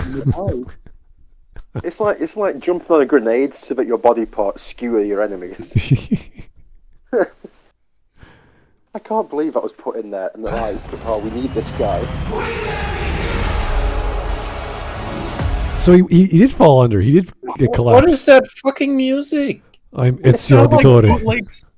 It sounds like football world champion soccer nonsense anthem. Well, maybe he plays Assassin's Creed, and he just comes up and he gets downloaded into Winter or something. It's just... Also, I'll give them credit for this. If you want to make it so that the player character is like completely your own character, hiding the face and whatnot offset player character, probably a smart thing. Oh yeah, I agree. It's probably the only thing they did right in this, but rather don't bring in the main character, the blank slate main character in your trailer and go, "Oh, this is the most awesomest person ever." Well, don't have him throw a dagger, and don't. Well, it's good that it's not him fighting, although he was previously fighting. You predefined the class here. I know, but in this case, the solution was to drop a chandelier. So either that implies there's gameplay options like that, or they just screwed up and just wanted it to be a cool entrance. There won't be anything cool. There won't be anything cool environmental interaction. What, you think this is bullshit free? Yeah. It's just a funny trailer, quirky trailer. At least it's not as bad as purple. So much purple. At least not as bad as the Andromeda trailer with the "You're Only Human" song in the background and all the crazy, stupid whatever was going. Is there any game that actually comes out like being good whose trailer includes the "I'm Only Human"? Oh, it always feels like a Cope song. There are other trailers that use that? I did not know that. That's kind of scary because I'll be biased to remembering the Andromeda trailer and going, "Oh, this is not feeling every good." Every time that song is included in a trailer, the prog comes out, it's fucking garbage. Oh. Also, it's like with movies that have Mars in the title or Princess. Mass Princess. Yeah, well, that's why Princess of Mars didn't work. It was the combination of all the worst things for marketing.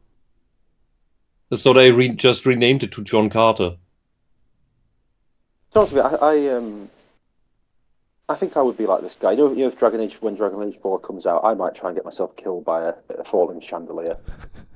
By having 10 guys chasing you, we will die together in this bar brawl. Thunk. Yeah. Now, after the completely incompetent devs have listened to this, they will work after hours. They will crunch just to implement the chandelier, but there will be no other environmental interactions. It'll be Only chandeliers. I am okay with that. Not even multiple chandeliers. It'll be this specific chandelier, so you can recreate this specific fight. It'll be a tutorial level, and that's it. It never happens again. Yeah. That'd be perfect. It's like, you guys saw the trailer, okay? So we put it in the game. Like, oh, thanks. Where is it? Aside from the tutorial. It's like how there's multiple, what's it called? Heal tools in Right to Hell Retribution, where if you lead the enemies into the area, there's a bunch of tools you were meant to use for your kills. Yep. But the easiest way to do it is just to line them up and shoot them in the fucking head. Yeah. And then you just walk through the rest of the level where it's clearly meant for you to approach the enemies one-on-one. And then get to these areas and drag their heads against walls and drowning them in toilets. And you just come in this empty fucking realm and you're like, oh, I was supposed to kill them in here. How rude of me. Yeah. It's just like Outer Worlds, where they give you the stealth mechanic and they never even implement it throughout the game. It's like, here's the tutorial. You can use the grass to hide. It's like, yeah, you can, and you never have to the rest of the game. It's amazing. The safe word is banana. There's no grass anywhere else in that game, pretty much, where you have to go. It's great. It's like, here's some grass. I'm hiding it. Okay, next thing you know, here's this city planet. Here's this alien world with no grass. You're like, okay, thanks. It's great. Oh, that was a wasted game. That had so much potential. All right, we're almost done. Let's keep going. Together. Apple. Yeah, I'm not going to pause on this. Forget this. This may as well just be the ending of the game. Like, remember Inquisition? But you said you weren't going to pause. Well, I have to bring this up because I don't know if you guys remember the Inquisition trailer had this exact same scene where they all just sort of line up and come together, and that never happens in the game at all. And here we have this exact same scenario where they gotta stand together and look cool. Yeah, this is your Marvel or Sailor Moon final battle scene. Everybody does this one spell, and then the boss comes, and they all fire their one spell together, and we win. Oh, nobody has a scratch. Exactly. This also, the way it's done here, makes me really think of a mobile game. I honestly do believe you're right. Yep, I was thinking that too. This game was definitely redone so many times, and I honestly do feel that whatever we're going to get is going to be the slapdash weekend at Bernie's honestly, salvage. It feels dirty to compare it, but I'm reminded of the Man vs. Machine trailer for Team Fortress 2 with the fighting the robots, because it has a similar scene at the end in the post credits where the guys in a circle firing all their weapons, and then there's just a pause in the fighting as you see the shadow of a giant robot. You don't actually see the robot itself. It's just implied there's a giant fucking machine that's about to kill all of them, and that's when the trailer ends. I feel like now. We've already seen this exact dragon before crash went up against it. The only way you can make this slightly threatening is not showing the thing to us. Yeah. Oh my god, Trash killed that dragon. Yeah, Trash was in the back. No, everyone died, and Trash was the only one left jumping in the air like Mario, what we saw earlier. So everyone else died.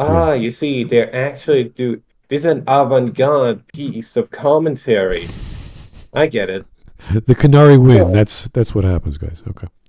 The funniest thing about that is, because you brought up the Team Fortress, the other trailers Meet the Soldier and everything. Could you imagine that version of this? And you just see Trash doing what the soldier does. Sun Tzu once said, "Kill your enemies." I'm just imagining she's giving this big speech, like she's the one essentially retelling this entire trailer, but it's just to the separated heads of all the other party members. So anyway, I started axing, and you're like, oh.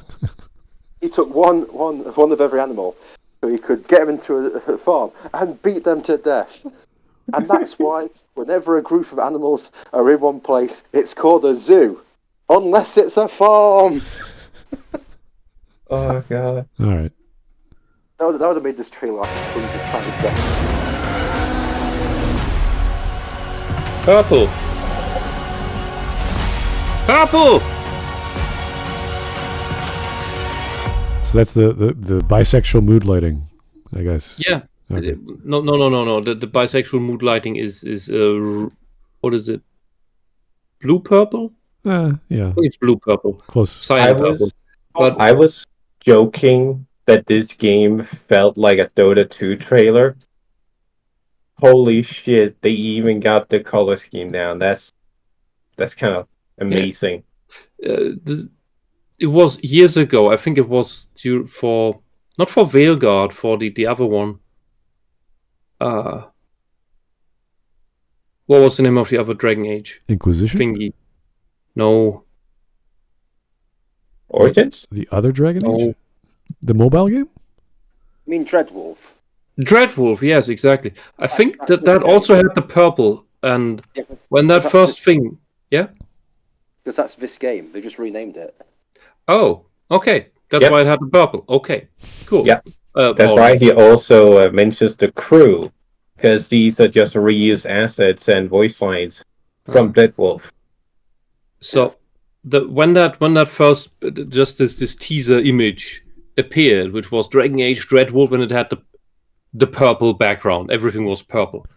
That's when I said, and people didn't want to hear it. That's when I said, "This is." We didn't have the DEI word yet, but I basically said, "This is the tainted thing. This is the DEI crap." I didn't know what words I used back then. Yeah. People did not want to hear it, and was I right? I was fucking right. I remember when... Because eventually you can spot this 10 miles away. Well, I remember when all the characters in Dragon Age 2 were bisexual, not because of EA or whatever. It's because they didn't have time to make them specifically this or that, or have specific voice lines for certain genders. It's like, we got to put this thing together, and it's like, yeah, it feels that way. And no one gave a shit. No one cared. It wasn't a big deal. No one like, oh, no, whatever.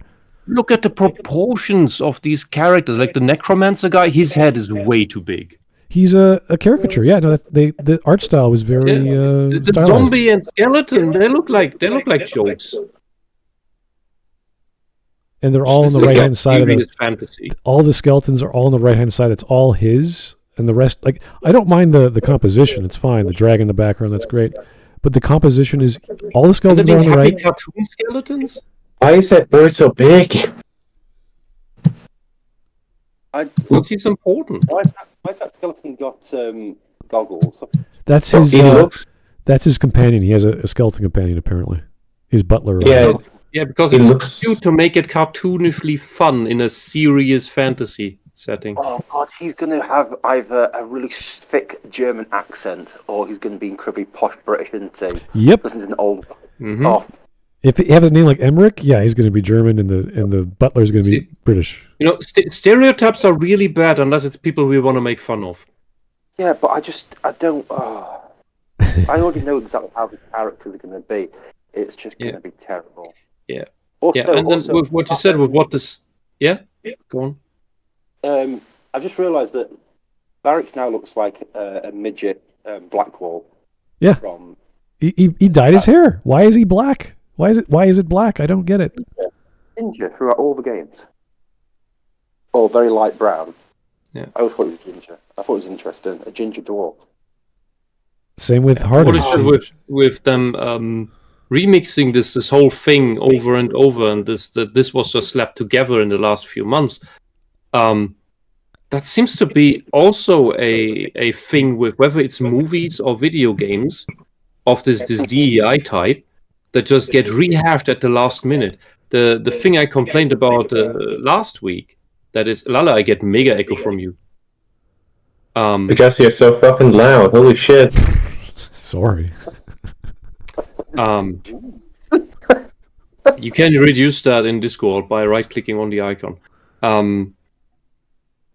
The last few weeks, I complained about another game that came out that is completely this stuff, also very purple, is Galactica, which they took, they made a theme hospital game, basically, and they copied the game from the original theme hospital people who made a new theme hospital called 2 Point Hospital, some 7-8 years ago. That took them 2 years to make in Unity. And this game this is Galactica that copies 2 Point Hospital in space, quirky with lots of innuendo, and purple, took them 7 years to make, and is mechanically inferior, full of bugs. The AI is garbage. The UI is deaf. You want to take a rope with that UI, and it's I can go on, but the point is simply these types of people are all hacks. They steal other people's ideas and then duct tape them together in the hopes that they can sell it through making a quirky trailer or something. But there is no substance. There's blinking lights, there's dangling keys, but there's nothing inside.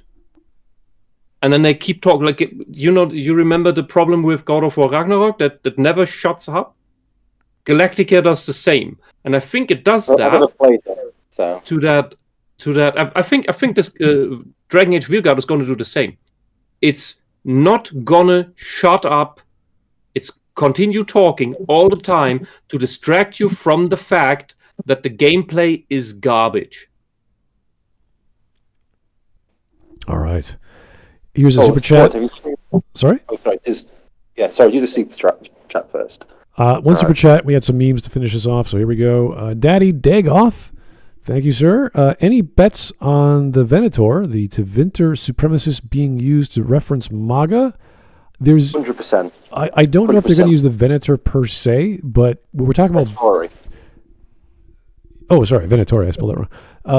We don't know exactly which group is going to do it, but there's definitely going to be this supremacist wing of some aspect of Tevinter, whether it's the old guard or whether it's the strong houses or whether it's maybe even the Qun.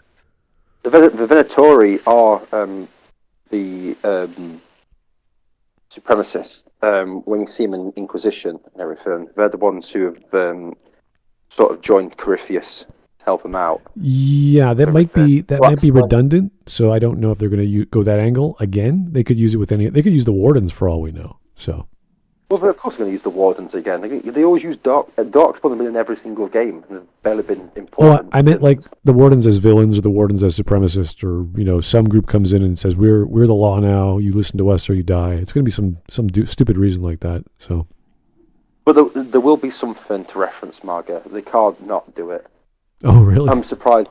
I'm surprised to not find someone called Donolius Trumpius, who's like ridiculous. Pompous asshole. Donolius Trumpius the 14th. Okay. Yeah. 100%. They'll do something because Bioware are that sort of company. No, I was just going to say in the chat thing, there's that scene from Reign of Fire, which is 100% what I thought when I saw that pause of her jumping towards a dragon. And it's such a funny scene. All right. Well, we did not bring up the director of Dragon Age. This is the memes we're in. Oh. I'm going to talk about it because everyone knows it's someone who protected their tweets. They transitioned from a male to a female while they were working on the game, and that's fine. I don't care. But the comments that they made, if you go to the blog and you see their profile, you could read about yourself, is a bit concerning. And this is what... Yeah, I think this is what Whisp would say is a trans trender, and they just followed the crowd. And you know what? Good for them. I hope they're happy. They look fantastic as a female, and more power to them. If you were a writer on the game, it could work. The bar is so low, I don't know what to expect anymore. So, who knows? The bar is so low to let people like that in and ruin the writing. That's what you got with Andromeda. You never know. It could be better. If you happen to be a writer that's for some ungodly reason listening to this, please send in your homework. Just send in your own piece of creative writing. And let's just set it in isolation. I would be genuinely curious to see if this would be a case of one person having good ideas and everyone else balking them down, or if this is a case of one piece of trash, all pieces are trash. Sorry, I do agree with this game. I was going to make a joke about Valorant, but Overwatch is just as accurate. So, yeah. No, but you know what, Smud? It is fair, you know. I have gone through three. I have gone through 3 games of 2 games of really bad writing, and I don't know what the formula is because sometimes Walters is at the helm, and sometimes he's the writer, and sometimes you got Weeks at the helm and his wife at the helm, and sometimes David Gator is good. It's random with Dragon Age. There's so much in the first game that it's up and down and all over the place. The second game is again crazy plot, doesn't make any goddamn sense, but then you got this amazing dialogue. So it's as if the writers who know what they're doing jump in, have some fun, and leave, and then someone else takes over. I don't know how the process works at Bioware. I couldn't tell you. So maybe they're going to be good. We don't know. Throw a dart at a board. It goes good or bad. And the board is a Wheel of Fortune board. It just spins. It just you don't know what you're going to get. Yeah. Also, you're blindfolded and you've got to throw it backwards over your shoulder. So. Who knows? Yo, dog! I heard you like gritty dark fantasy, so we're doing none of that. Here is some Marvel crap. That's a good one. Yeah, I felt that way. Mm-hmm. What the hell are you? Enchantment! Oh no, they're gonna bring frickin' what's his face back. What is this thing, and why does it look bad? What's his name again? I can't remember. It's Yeah, the enchantment kid who can kill demons with looking at them. Yeah, Guardians of the Galaxy. Yeah, this is also what I felt. Corporate. Yeah, this is what it felt like watching a Guardians of the Galaxy trailer, but with Fortnite's designs and Bioware was trying to, I don't know, appeal to kids. Who is this for? The series is over 10 years since we got something new. Who remembers Guardians of the Galaxy and Dragon Age in that capacity? You know what this game's for? It's not for fans of Dragon Age. It's not even fans of gamers. It's for the people who are perpetually on Twitter, whose only interest is, hey, I want my sexuality to be the forefront of everything. That's it. I would want to counter that, but when I was on the sections on either Tumblr or Twitter, that's what it felt like. All the positive remarks had the people that either had the icon of their favorite Dragon Age character from 15 years ago, or they had a link to their Tumblr where they have a Dragon Age Tumblr. So. Every single one of them has pronouns and or some sort of LGBTQ flag or sexuality. Or Ukraine or... Yeah. And all it ever is, oh, here's my character. God, I want to have sex with this character. Oh, here's this other, and you're like, oh my god. Whatever the ideology says, you have to be for currently to have a flag in. All right, this is so good. You either die as Dragon Age or live long enough to see yourself become Fortnite. That is a general rule, not just a Dragon Age example. You either die as a good game or live long enough to see yourself become Fortnite. Or any kind of battle royale. Yeah, that was the thing 2 years ago. I think everything was making battle royale games. Anyway, when did we go from epic dark fantasy to great value branded Saturday morning cartoons? There's my thing.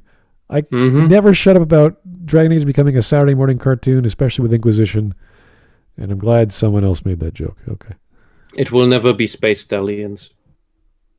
For a Dragon Age game where the entire world is on the brink of destruction and the stakes have never been higher, it certainly looks like everyone is having fun. Yeah. Yep. Even in Dragon Age Origins, all right, there was some funny things, but you always felt the clock was ticking, and you always felt, oh, we've got something to do. Everything had a point, purpose. In Dragon Age 2, it was a bit more lax because you were just in the city, but that last act, everything ramped up. Do you know what I mean? And you could feel Yeah. that everything was leaving. Even with Sarah in Inquisition, as out of place as she was, she made sense. Like she was against the nobility, and that was her thing. And you could tell nobility was screwing everyone over. It's like, okay, fair, that's your thing. Goodbye. I don't need you, but you know, you made some sense. I just don't want you here. Who are you again? You're the crazy lesbian. You know. At this point, you aren't really shitting the bed anymore. You're just living in a pool of shit. Oh, this is my analogy again. You're just living in a pool of shit that might have, in some long forgotten time, been a bed. Wow, that is a good one. That is. I have a weird feeling this game might have in the credits is stamped by the European Union that it was funded with European tax money. Oh, I would say the Alberta. Because that's also a thing that gives you DEI products. Even though our provincial government in Alberta is conservative, they still get grants from the federal government, so they're going to go through the process. I bet they got money from Canada. So I bet 100% there'll be something at the end of the credits going in solidarity with our brothers and sisters in Gaza. And Ukraine, yeah. Definitely. Yeah. We've already given, what is it, 10 billion, and now we're giving another 20 billion in the next 5 years? Which is weird. In the UK, we've just given the souls of our newborns. It's like, how do you know? Yeah. We stand in solace with our brothers and sisters and Lord of the Ring Gollum. Yeah, how do you know over the next 5 years we're going to need to give money to Ukraine? Are they going to be in war for 5 years? Are they going to stop this year and rebuild after 4? Like, what are you doing? How does that work? How do they know? They're going to be at war as long as they want to. You know what? I think I know how we can help their morale in the war. Just send them Lord of the Rings Gollum. Thanks for making it for us, but I would like if you would play it. Okay. Yeah, you're the one who made it, so all right. Yeah, This I haven't seen. Varix Bianca. So your entire profile is the fact that you're a level designer on Dragon Age: The Veilguard, previously Star Wars Squadrons, and Hunter Maine. She, her, Canadian, and I think that's French. Romania. Romanian flag. What's worse than a Romanian? The French. Ukraine. A Canadian Romanian. I don't even know what that is. What the hell is that? I don't know. I've never encountered that community. I mean, I'm sure there is. I just never. It's probably like a Ukrainian Palestinian. The great Canadian Romanian community. I would have to go to my cultural map of Toronto. Maybe there is a Romania, a little Romania somewhere. I don't know. Yeah, there's little Romania if you rip it off and put it in Canada. Okay, Marty. Commissions open. She, her, Italian. All right. Tired comic artist and TTRPG lover. Sure. Belly Martina. I don't. Not safe. Oh, she has a not safe for work. Something or other. I don't think you should link that on your work account. That's not a smart idea. No. Weird. That's generally a bad idea. Yeah, but she is now big on the whole, was it his name, Lucian or whatever his name, who's one of the characters. The black elf warden. Or something like that. Yeah, that fits as the standard draw style that I see with this stuff. J.R. Maxwell. They all draw the exact same way. Except for wherever this is. Yeah. Holy shit. 25, she, her, 3 different colored hearts, whatever that means. Multi-fandom. What is... You like stuff? Oh, no, it's a flag, one of those sexuality flags, but just hearts. Okay. That's the pan bullshit? Well, first off, what does multi-fandom mean? You like stuff? You like stuff that other stuff people like? What is... I like multi-books. Yeah, I like books. Okay, great. Books. Hobbyist artist. Okay. Full-time student. Minors D&I. What is D&I? Do not interact. Okay. DM, if interested in commissions, your art is not very. It is certainly stylized. It's cancerous. I found these two profiles, this one and the last one, because Bioware retweeting the hell out of these. Oh, really? Did you see the one I posted today from Ash, Lady Insanity? She quit. I'm no longer. What? I'm no longer going to be making content on Bioware. I'm just doing my life. I'm doing my thing. She got married to some geek, I don't know, 10 years ago. So So she's getting cocked now, so she's gonna have to be crazy. So she's still going to be like maybe releasing videos like here and there, but she's not like actively doing it. So Oh, give it a year of solid cock. She'll not be crazy anymore. That's how it goes. okay. Trust me. I used to be crazy, then I had cock. I mean, what's this person here? I believe you. All right, last one. Crystal McCord. That sounds a bit Welsh. The producer for Bioware, not just the producer. My views and thoughts are my own. Okay, who else would they be? Canadian government. Wife to Radio McCord and mommy to one incredible son. She, her, Yeg. Working mom life. Another pronoun. It's just, but this is what I'm trying to say. I wouldn't have known after the whole wife and mom thing. Pound mom wife. Okay, that's Alberta, so that makes sense. She does work there at Bioware. But producer in what capacity? You can't just say producer. That's too generic. Anyway, what else we got here? We got like Nathan Childress says, everyone has pronouns in bios. Yeah, that's because that's all what Bioware cares about. Trash. I see trash, but it's either Tash or Tosh. I don't know, and that could work because we're talking.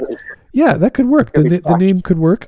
Even if it was trash, that could still work. It could be pronounced differently. It could be a nickname. That's fine. I will call this character Trash until the day I die. It's too easy. It's too. You can't even make a joke about it. Just it's your name's Trash. All right, Lal, what do you got for me? Purple Nightmare. Oh, that's a low blow. Yeah, I would say these people have managed in the last few years to ruin the color purple. Well, that was there's a thing. Purple is associated on the one side with magic, but also with darkness, corruption, and evil. That was the unknown. And they are obsessed with the color. That was the emancipation of a certain Harley Quinn movie when it first came out, or when it was about to come out. They did they did. Someone did a blog post about the color scheme of like the purple, like the blue and the red and the white and the purple and the combination of that and what it represents and how she's going through a transition from leaving an abusive relationship. And you're like, you got all that just from looking at a primary colors? Like, really? That was. Oh my god! I've just realised something. Do you know what the main character's name is going to be in Dragon Age? Yeah, it's Rook. Rook. Yeah. Rook. Fuck off with Rook. It sounds like a Game of Thrones reference to some other character. Something that it sounds like the kind of stupid name George R. R. Martin would give to a character that gets killed so off. Somebody can make a cock joke and then kill him. Yeah, and then kill him off the next scene. Yeah, that's exactly what it feels like. Your name's look more like cock stab. No, you know what it actually sounds like. But they went, wow, Hawk was a really good name, but we can't use it again. We'll go with Rook. We'll go with Pelican. Oh, I swear to God, I bet you do this joke. Haha, Rook. More like Pawn. It's like a chess joke. Yeah. Be like, Bishop, Knight. Yeah, okay. It's a smart one. It's a detective that's going to be making a joke that, like the chessboard. Oh, you don't play chess? You think you're the Rook and you're going round the table doing all the cool moves? You're not. You're just a pawn being controlled by others. Right. All right. Here's our last super chat. We call it a night. Threadnot, thank you, sir. Always nice to hear from you. I recognized Varric immediately. I did not. I thought that was generic elf guy, and then I looked at Bianca. I'm like, maybe someone stole Bianca. I'm like, oh, it is possibly Varric. Then noticed they were name dropping everything. Yeah, I know that was annoying. They're really hopped up on member berries, aren't they? At least with the first two, with Varric and Harding. I don't know what the deal with Harding is. I never really cared why they gave Ali Hills that character to voice. They had their voice actors they liked from the other games. Let's throw them in there. Let's give them a contract. And even with Jennifer Hale, I was like, what did they do to her? That character she used in Inquisition. So it doesn't really bother me. It's just what else is Dragon Age if not references to what came before that people are nostalgic about, all because Inquisition made a lot of money. And I don't know why, But that's been fueling the company for the past 10 years. Can you imagine that? The failure that was the past 2 games, but everything's being banked on Inquisition. It's I don't know the numbers, but I think when they cut the 50 people, that was like just a sign of the times and nothing to do with their failures, because Microsoft was laying off people, Apple was laying off people, Disney, of course, laying off people, but that's normal. Well, more and more, though. I think over 100 people got sacked. Yeah, and then they're suing. Some of them are suing Bioware this year because their pensions aren't reflecting the contract. So all the big names are gone, long gone, and I don't know who's left. So this is all brand new talent. We don't know what to expect. We could get a broken clock. Talent. Speaking of leaving, I have overstayed my welcome. Okay. That is to say, it is very late. Okay. So I will be departing. Take it easy, sir. Take care. Thank you, sir. Take it easy. Yeah. Thanks for coming on. Talk to you later. Thanks for Why am I having me. saying that? Okay. I don't control anything here. You do what you want. Hawk, who's never on, pops up. Yeah, how's it going? Yeah. Have a good night. All right. Anyway, we're gonna do this again tomorrow, with or without Hawk, with or without Lol, because that's where we actually get to see. One final question, Smart. Sure. What is the like to dislike ratio on the trailer right now? Oh, that's a good question. Let's find out. Oh, I know as well. Let me pull that up.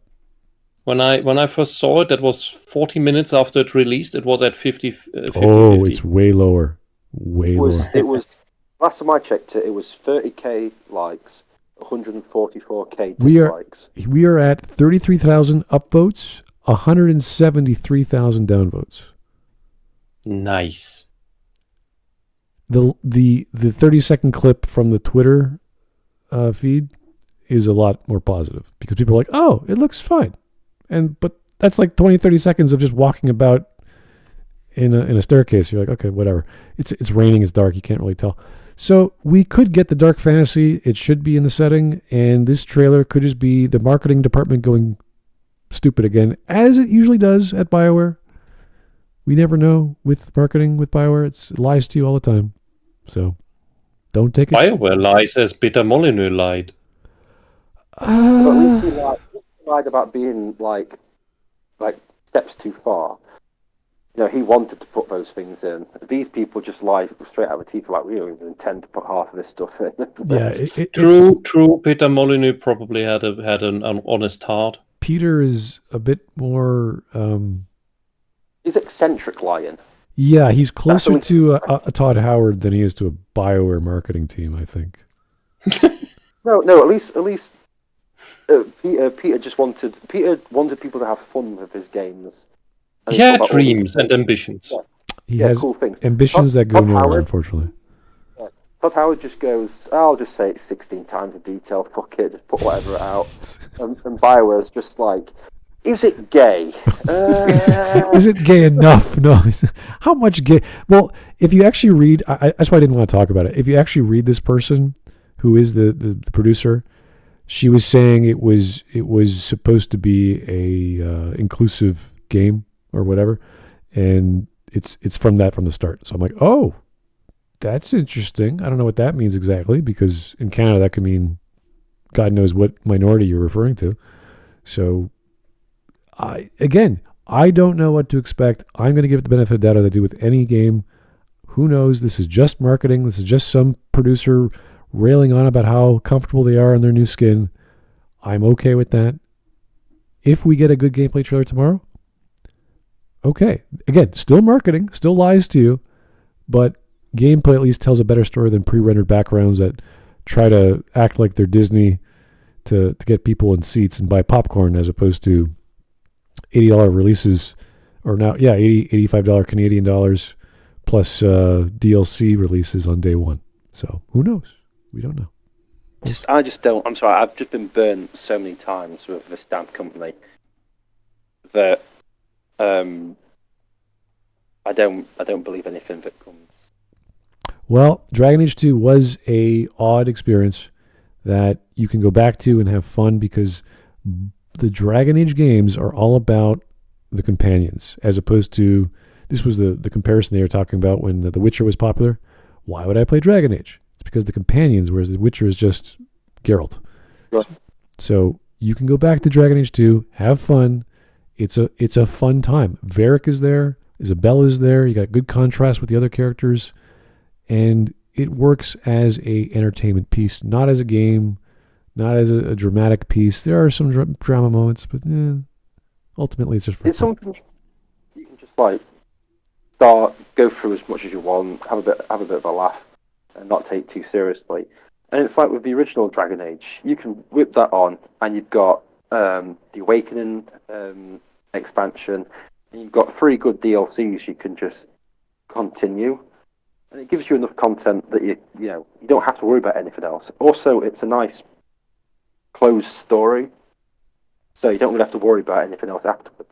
Yeah, it ruins the ending as it does with most Bioware experiences, but that's you get used to that. It's like, oh, it's a Bioware ending. Like, oh, okay, yeah. It's like with Dragon Age Origins. When I play as my human warden, romance Morrigan, and then at the end of Witch Hunt, you go through the Illusion with her, and the game ends and everything like that. And I thought, you know what, that's actually not a bad ending.